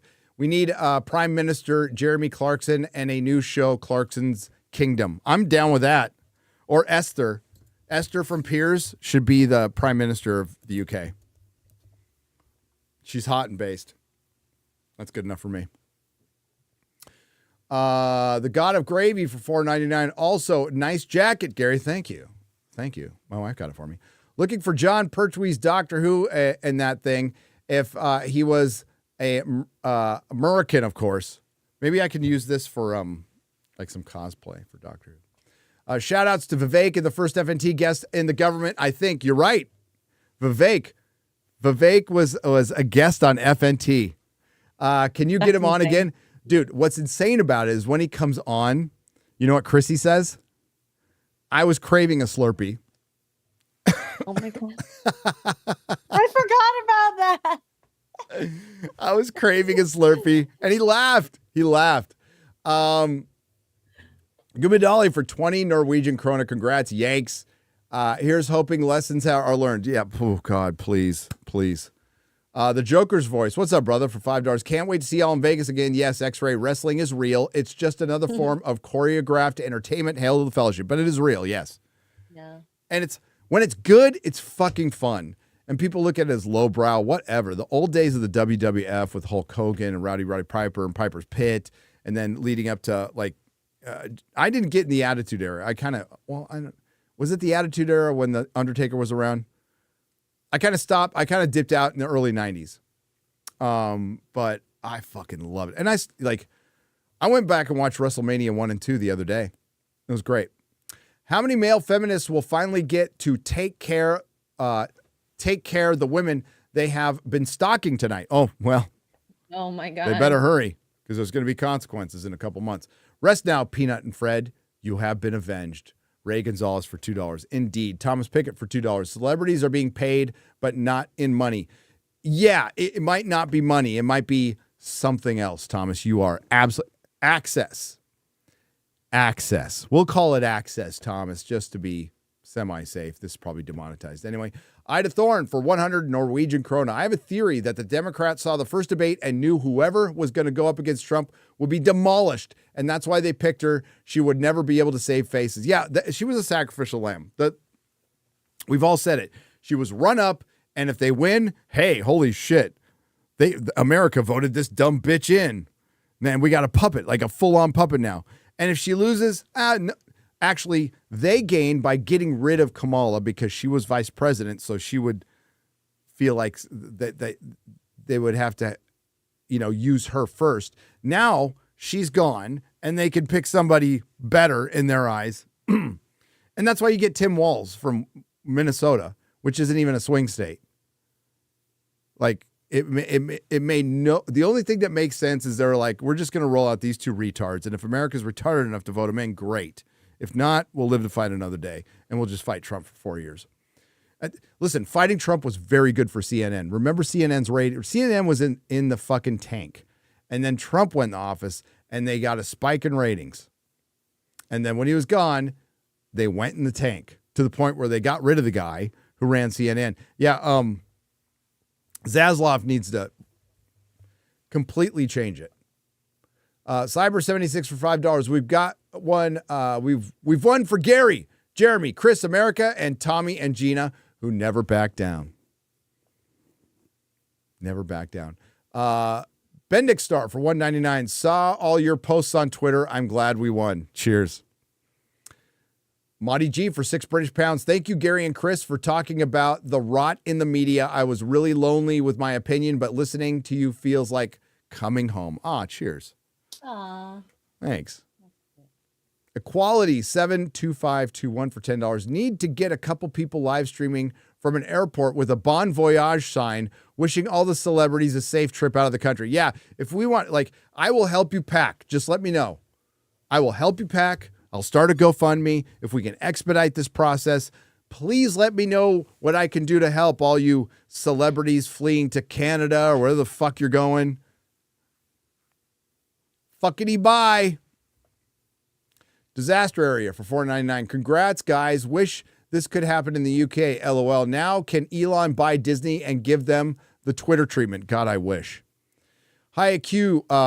You only got 5 years, UK, and we're behind you. JFK, Martin Luther King, Malcolm X, Peanut the Squirrel. The madness must end. It must. Hi, Q. Thank you for the £5 British. Mr. Murdoch for $4.99. U.S. prevails against the machine. Reminds me of Captain America's speech in Amazing Spider-Man 537. No, you move. I remember that. I remember that. I have that comic. Ripper's After School Project for $10. The view is beautiful this morning. Let's go. They probably had their best ratings ever. It was just people laughing at them. John Thomas for $10, complaining about racism while you're inviting the man on the wrong side of every radical issue for the last 40 years. Tawana Brawley, Hasidic, JS riots, Duke Lacrosse, Smollett. Exactly. Well said. I'm also here for X-Ray Girl. Can we give her an applause? Yes, for $9.99. I'm going to miss X-Ray Girl. It's been great having her. I mean, she has to go back to her husband. Mark finally came up with the ransom, so we're going to let her go now because that's the rules.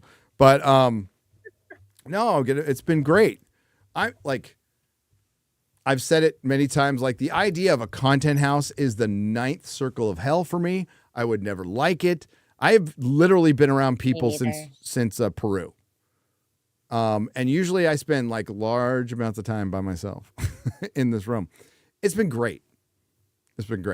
X-Ray Girl is awesome. She's a good egg. Manny Lamont, you're welcome. For $10, black men weren't asked to vote Kamala. They were told. Exactly.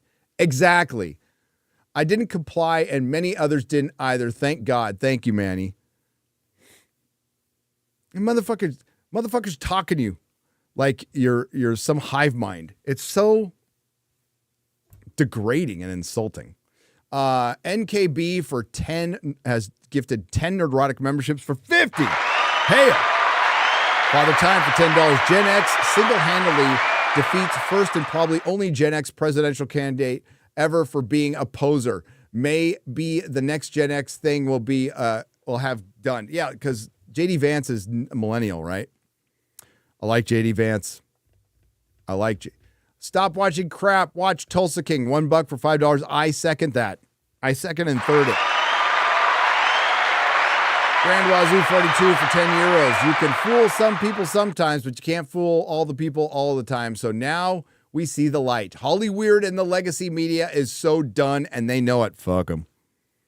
Albert Not a Retro for 5 Canadian pesos because American men don't want a president who'll put them in a jail and deletes row when they're innocent and extend their prison time for cheap labor. Kamala. Thunderstorm $9.99. Do you have the time to listen to me whine about nothing and everything all at once? No, Billy, I don't. What directors do you think would make movies great again? Channel shout out. Thank you. The Bigfoot Corner for $5. Bigfoot Corner. Ooh, Nolan is kind of the last of his breed. The Artur. There isn't like Denis Villeneuve has his fans. I think he does some good work, but I don't think he's a solid hit maker. I think he's niche. There's nothing wrong with that. I think a lot of people like his style. A little slow for me. But he did a good job with Dune. Really good job with Dune. Chris Nolan is the king right now. Christopher Nolan is the fucking king. He is the one director that has a fan base that'll show up to his movies, no matter what. Myself included. Hollywood used to have about 5 or 6 of these guys and gals.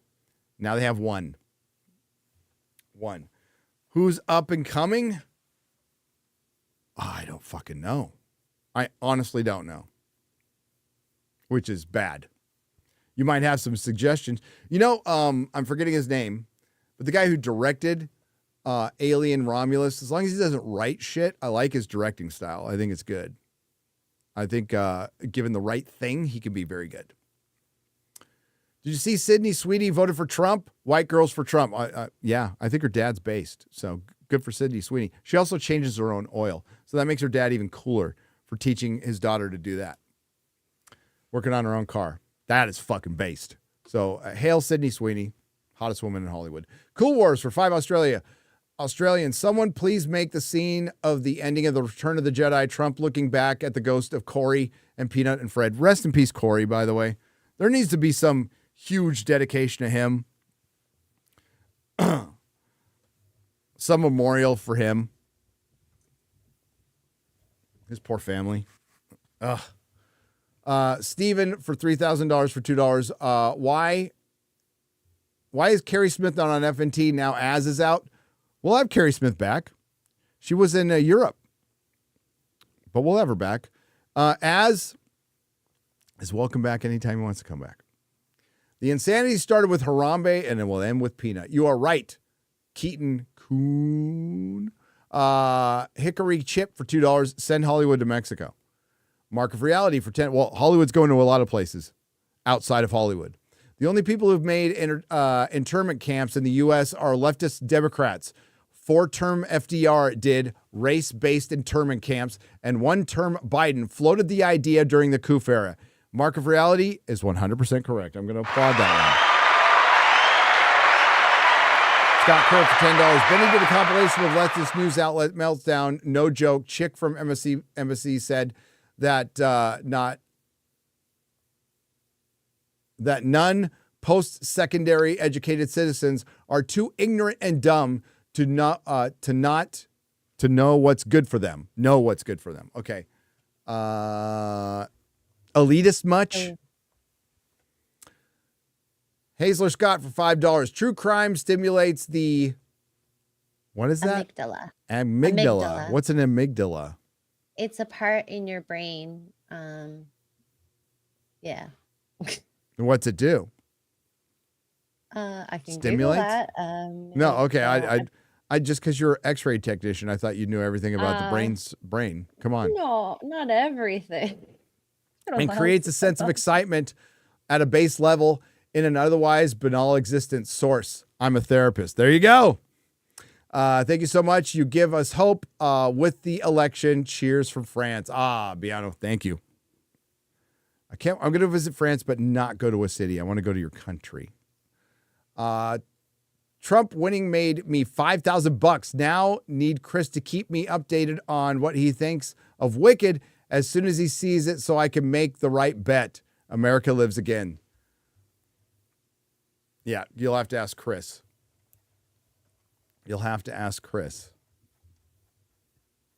Scrolling. Lots of scrolling. Inakmaman said, today's a great day. Free speech is back, baby. Let's all celebrate by yelling fire in a crowded theater. Sure. Marmalin for $10. Brandon ran due to a bad Second Amendment vote in office, and he got within a stone's throw from upsetting the rhinos. He did.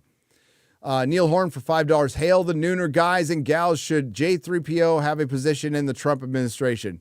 Sure. He could be a food taster. Ariel Meyer for 30 shekels. The only thing I could think of in Israel seeing Trump win is a little quote that goes like this. Look to my coming on the first light of the fifth day at dawn and look east. There is hope. Yes. Good morning for GM for $10. I don't know if it meant good morning. Will we get an Epstein and Diddy list? I hope so. Got my FNT jacket, and now the ladies love me. Hail the fellowship. Yes, your FNT jacket will increase your chance of getting laid by 30%. 5 out of 5 scientists say. Hi, King Feanor Alpha Chad of Middle Earth for $5. What's up, brother? Good morning, fellow patriots. Day has come again. Cheers and God bless. God bless to you, sir. In October for $4.99. We did it. Latinos for Trumps. For Trump, Viva la Raza. Joy Reid is Don Cheadle in drag. Changed my mind. Beetle Johnson for $10. Not going to argue with you. Rye Guy for $5. Why do celebrities think announcing that they are leaving Twitter X matters? Pure ego. Nobody cares. Bye-bye. Bye-bye. Angry Spaz Marine for $9.99. Finally, over my TDS and happy now. Happy how things turned out. Hail to you. Love turning around. Love when people turn things around. Love it. Morning Joe, black man misogyny, old Renaissance boomer for $2. That's what they said. Superhero, HIRO for $9.99. Gary, you look velvety. The Prince blouse is fire. You like this? It's a shirt. It's not a blouse, but it's like an old tuxedo shirt. Like that? Looks cool. Albert, not a retro for 5 Canadian pesos. Unfollow me if you support deleting innocent unborn babies. How many of them are human females? Yep. Patriot Adamas for $9.99. Thank you for the donation. Ray Gonzalez for $5. This is why they lost. They're such self-absorbed, aggrandizing dummies that think they're smarter than everybody else. Yep. Billy D. Shilliams for $4.99. We are officially unburdened by what has been. Chewy East, 1973 for $9.99. How many paid pretenders, and I'm talking about Hamill and Avengers, had their last income stream dry up last night? A lot, hopefully. 50 Shades of Grayson for $2. Thank God Almighty, we are free at last. Trump 2024. Hell. Tricky for $10. According to the 270 Toan, Trump flipped Maricopa County, Arizona. Let's go. Oh, so he won Arizona and flipped Maricopa. Well, Razor Fist was roasting Arizona for good reason. They took forever to count. Hi from the socialist state of Washington. I count the days until I retire and get the fuck out. Mark Demshock, stay safe until you do, brother. Thank you for the $10. Can't believe Harris lost. You bigots will rue the day, says Evil Multiverse Gary for $2. Shut up, Gary. Shut up, Gary. Barry McCockiner for McCockner. Barry my Cockiner. I get it. Barry my Cockiner. Barry McCockiner. Barry McCockiner. MAGA Nation feeling the pain today. Champagne. Luke Smart for $5. The best part is now. Democrats can't deny the election results since they made that political point for the last 4 years. Yeah. Sucks for them. Oh, boy, I can't pronounce that name. It's a Polish name for $10. God bless America for the fellowship for peanut. Hail. Oilers Workshop for $4.99. Remember when you refused to get a political, Gary? Good times. Missed those. Ha.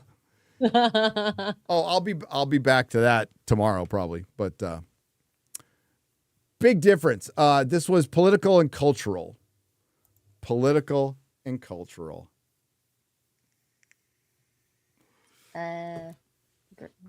Green Skull for $2 says, F around with peanut and find out. And find out.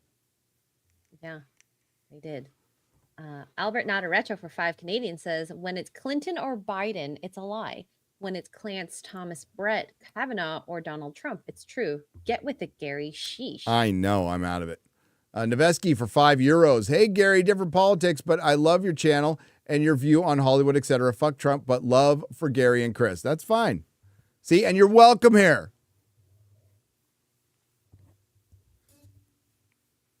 Because we mainly talk about Hollywood. The Green Skull, believe me, a couple of the people I talked to from Hollywood, they're like, again, I still fucking hate Trump, but he's honestly going to be better than what we would have had. But I still hate Trump. I'm like, all right, that's fine. The Green Skull for $2. Be careful of salt poisoning out there, lads. Yeah. Tanaroo for $1.99. Nooner in the Pooner. In the Pooner. Ronald Gump locked it in. Yay, says Fear the Tardo. Ronald Gump. Oh my God. Thank the woke tard for their constant discrimination on normies. They had the chance and they blew it. Now suck it. Zero accountability as usual. Mia Adar for $5. Several of those ladies on The View are wearing black. R.I.P. Oh, were they? I didn't even notice. Lee Kramer for $5. The View is proof fluoride causes ignorance. It does. And retardation. Lord Panda 99 for $5. Goodbye, Commie Fornia. Hello, San Antonio. My only regret is I didn't get citizenship fast enough to stick it to California before I left. USA, USA, USA. Ray Gonzalez for $5. The ladies at The View need to be canceled, not because I disagree with them, but because they are part of a true danger to us all. I think the beauty of free speech is they are allowed to sound as stupid as they like. I'm all for it. Nick Brony for $4.99. The left will use this loss to reinforce their belief that the country is inherently racist and anti-ist or phobe. It's a self-fulfilling prophecy. And hopefully more people on their side act like Robert and see common sense and call themselves out. It's the only way you check that stuff. Inakramon for $1. Today's a great day for everyone. Free speech is back, baby. Let's celebrate by yelling. I read that one. Fire in a crowded firehouse and a crowded theater. The only problem with that in Inakramon is you'd have to find a crowded theater somewhere. Dante Reeves for $1. So satisfying to see the majority of Americans' electorate reject Hollywood. Hail. Ariman for $1. Trump could have picked off New Jersey. Kamala will only be +4 there. Wow. If someone told him that to campaign there, missed opportunity. Yeah, he never did. Don for Life for $5. Thank you for the Trump wink. Gary, Will Ferrell said you were responsible. Yes, he did. Fine. You're welcome. Simon Ho for 2 Canadian pesos. Snow Pink won the band contest on chips. So fixed. X-Ray Girls Secret Racism for $5. Thank you for the ex-Twitter employee who banned the Babylon Bee, inspiring Elon Musk to buy Twitter, helping Trump become president. Yep, it was a chain of events. Gay Carpenter for $77 for $5. Let's change it up. I agree with Gary. Today is the best day ever. The return of Donaldus the King and the new season of Clarkson's Farm. When does season 4 premiere? I'm going to check. I'm going to say early next year.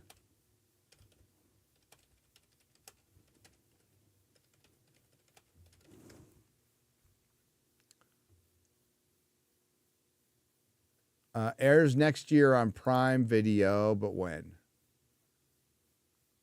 Early part of next year, I'm guessing. Early part of next year. That was the same as last time. I think it was like February or something like that. Market Reality for $5. After seeing all the girls crying on the internet, it's become kind of an unreal that Trump won the women's vote. Barry McCockiner for $5. I will never thirst again. Keep those tears coming, Dems. Darius White for $5. Now that the U.S. is MAGA country again, well, we Wherever shall Jesse Smollett go? Gasp, clutch pearls, no more late runs to Subway, I guess. No. Der Schlurp for £5 or €5, sorry. Reposts by Rogan. I haven't seen a man beat a woman this bad since the Olympics. Tom Pickett for $2. Do we need more entertainment made? Maybe not. No, we need more good entertainment made. But we're getting like, now since COVID, I think we're getting like 4 or 5 good shows a year, like from decent to pretty good, and a couple good movies. But I said in my video, the most interesting stuff coming up is on streaming to me personally. So The Penguin's been a surprise. Squid Game season 2, hoping that's good. Cobra Kai is going to start in about 9 days again. And there's other stuff on streaming. The only real movie I'm curious about too, Gladiator 2 and War of the Rohirrim. I think it's going to be just a fucking bait and switch piece of shit. Hope I'm wrong. And the one I'm kind of excited for is Nosferatu by Robert Eggers. But everything else is like, man, actually, the streaming shit is going to be way more compelling. Oh, Arcane Season 2. This Friday. Arcane Season 2. Southeastern Kaiju for $2. Glorious victory, y'all. Now off to bed. Good night. Thanks for being here, brother. Odinson 99. President of what? We don't know. Well, of the United States of America. Isn't it hilarious how the socialists and leftists accuse the right and conservatives of what they do? Election denial, rioting, wanting to eliminate rights. Accuse your enemy of what you're doing. I'd say second monitor content popularized by gaming. I can't believe Drinker only had one monitor. Yeah, I saw that post. I'm like, what? How? How do you have one monitor and you're a YouTuber and you stream? I think it's absolutely essential to have 2 monitors if you stream and you game. I think At least 4 monitors. I think having a little screen that might be. I think it's vanity at that point mostly. Plus, 3 is great. I had 3. I went back down to 2. But I have people, so that helps. Davey Verse for $4.99. Gary, Halloween is over. Jill Biden wants her outfit back. Plus, any bookies taking a 2028 COVID bets? Right. Snakes and Funerals for $2. Tulsi, 28. I think Vance, 28, but I would take Tulsi too. Ramen Woods for $5. Hollywood, we gave you something you should appreciate. Us. I can get a dog to do that on my lawn. It smells better, and they're still loyal. Facts. Gary, please show Paul Chato car reaction video from today. It's brilliant. Could you, yeah, I can find it. Let me get through we'll end it with that. Okay. Market Reality for $5. George W. Bush came out and congratulated Donald J. Trump upon his electoral win. I read that the Epoch Times now, time to release the 9/11 classified info. Fuck George Bush. Brightest Day Audiobooks LLC for $5. I hear Mark Hamill took the day off to visit his granddaughter. Ho! Matthew Hammond for $2. Hey, I'm just reading super chats. Find the picture of Joy Reid as RoboCop.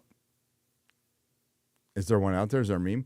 Raven Black Sparrow for $5. I felt a disturbance in the force last night. You did. Matthew Hammond for $2. Find the picture of Joy Reid as RoboCop. Okay. Lord Botha for $4.99. Rumor says that the top 5 pharma companies are having an emergency phone conference meeting today and are in a state of panic. Bobby is coming. They should be. Fuck them.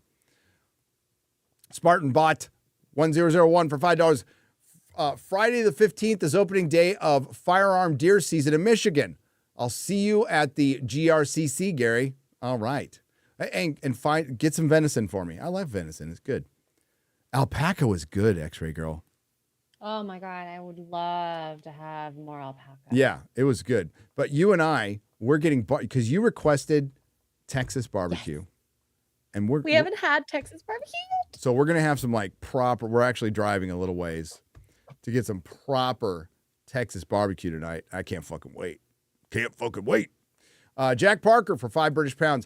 Hi there. As a gay man from the UK, I hope that this is an end to the woke politics and forced narrative and back to the good old storytelling. I am too, Jack, and thank you for being here. I really appreciate it. And I'm tired of identities being used to push corporate agendas and ideologies and let people be individuals and try to fucking classify them in groups. You know, the whole thing about fucking Gen X was don't label me, man. Don't label me, man. And now I see some of my a lot of my fellow Gen Xers are great, and I fucking love you. But we have to admit that there's a large portion of our generation that's highly disappointing. Highly disappointing. That has brought on a lot of this shit. And they're the ones who are now embracing labels and the man and authoritarianism and rooting on wars. And that was like absolutely everything we were fucking against. Bring back, question everything. Everything. Rayco for $10 after 50 years of being a Democrat. I finally made a jump. I finally jumped ship. They had lost their minds. I gladly voted for Trump, which I never would have believed a few years ago. Hail. Thank you for doing that. America thanks you. America thanks you. Trevor for $5, Lord of Mordor.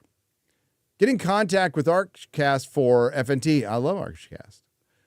He reached out previously and never heard back, so he thinks you don't like him. I like him.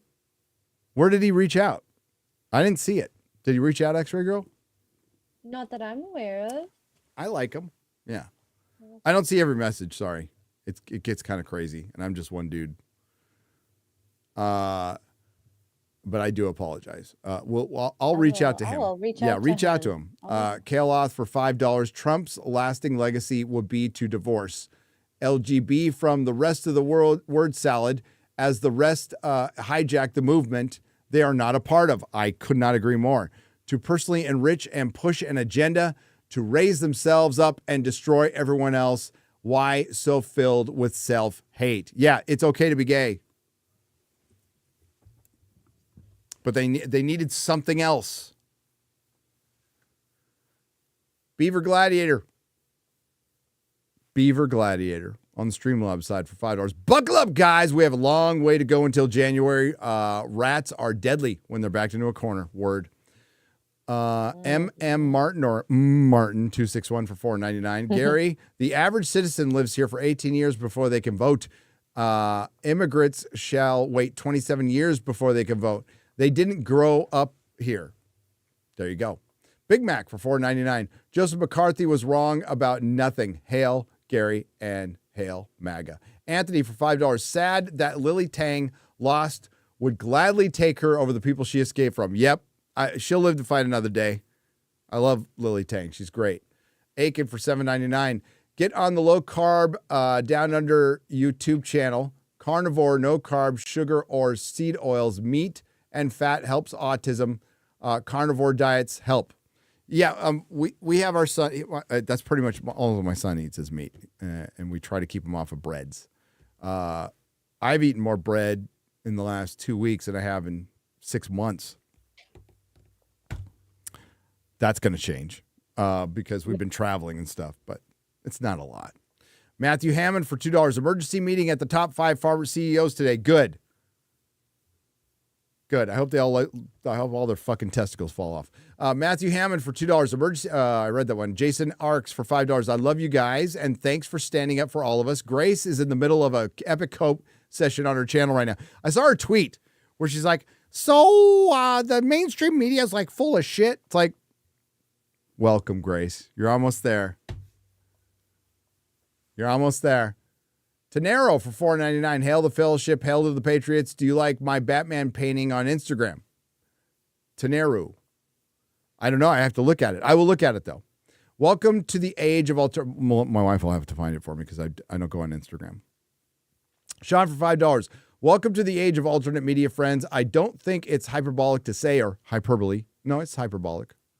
To say Joe Rogan sold Trump's team to lost constituents, young men. Yes, Joe Rogan was, the interview helped. It's a great team. And Joe Rogan's the biggest and best podcaster in the world. Chaos and Control for $1.99. Another total chud victory. Yep.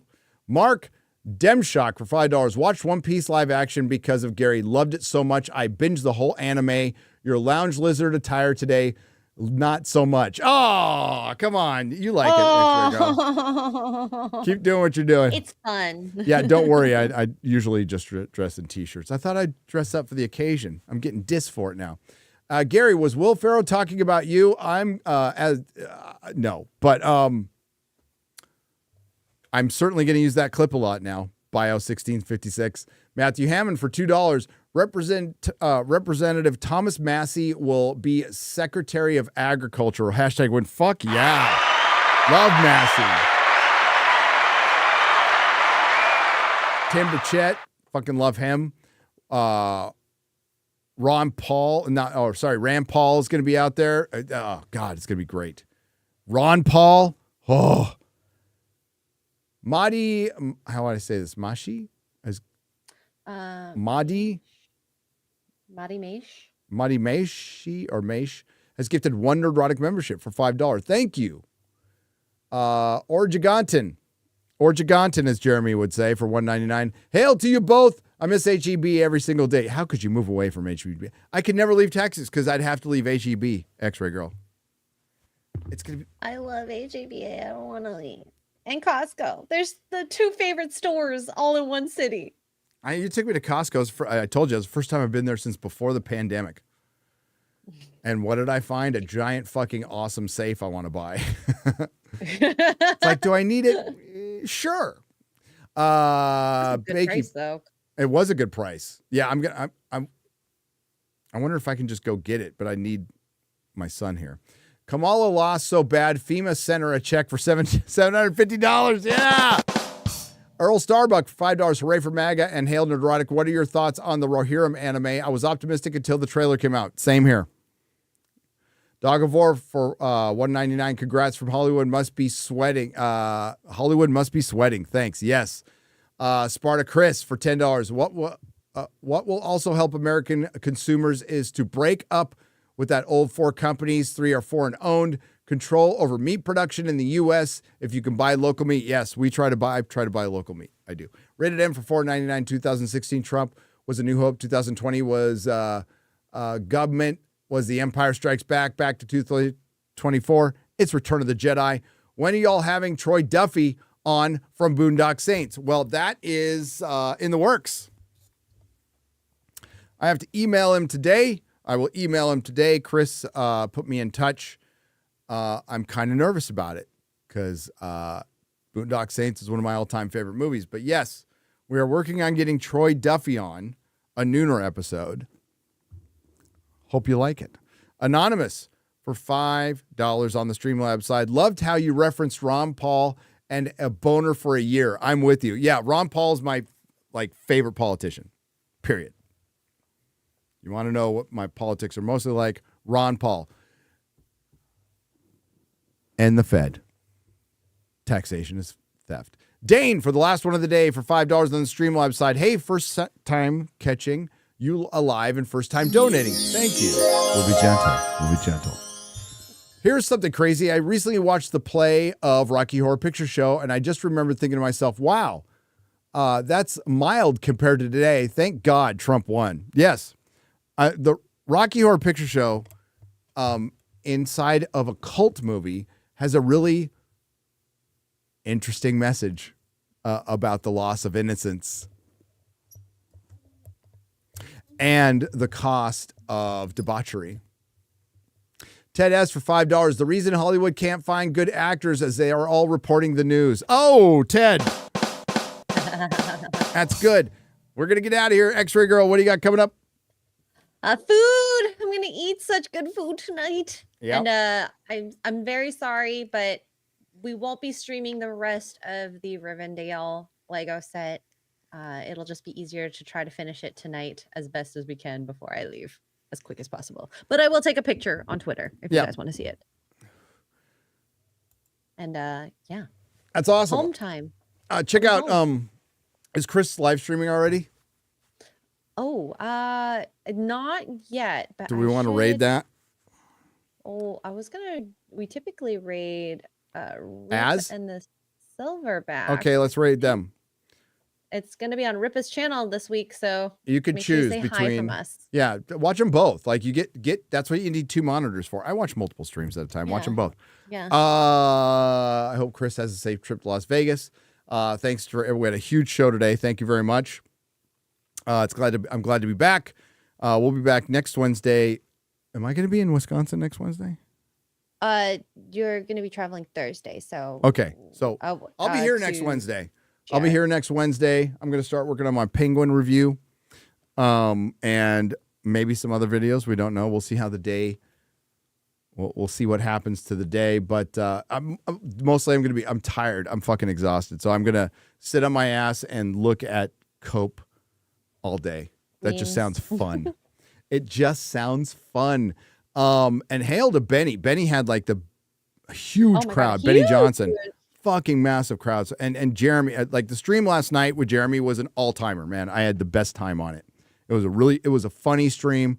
We try to make it funny. We're also like unintentionally funny because we're super retarded.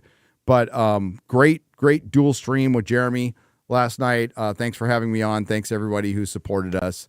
As always, we will be back next week, and we will be back this Friday. Great guest for this Friday on Friday Night Tights, Matthew Marsden. Actor. Yeah. Matthew Marsden from Black Hawk Down. We've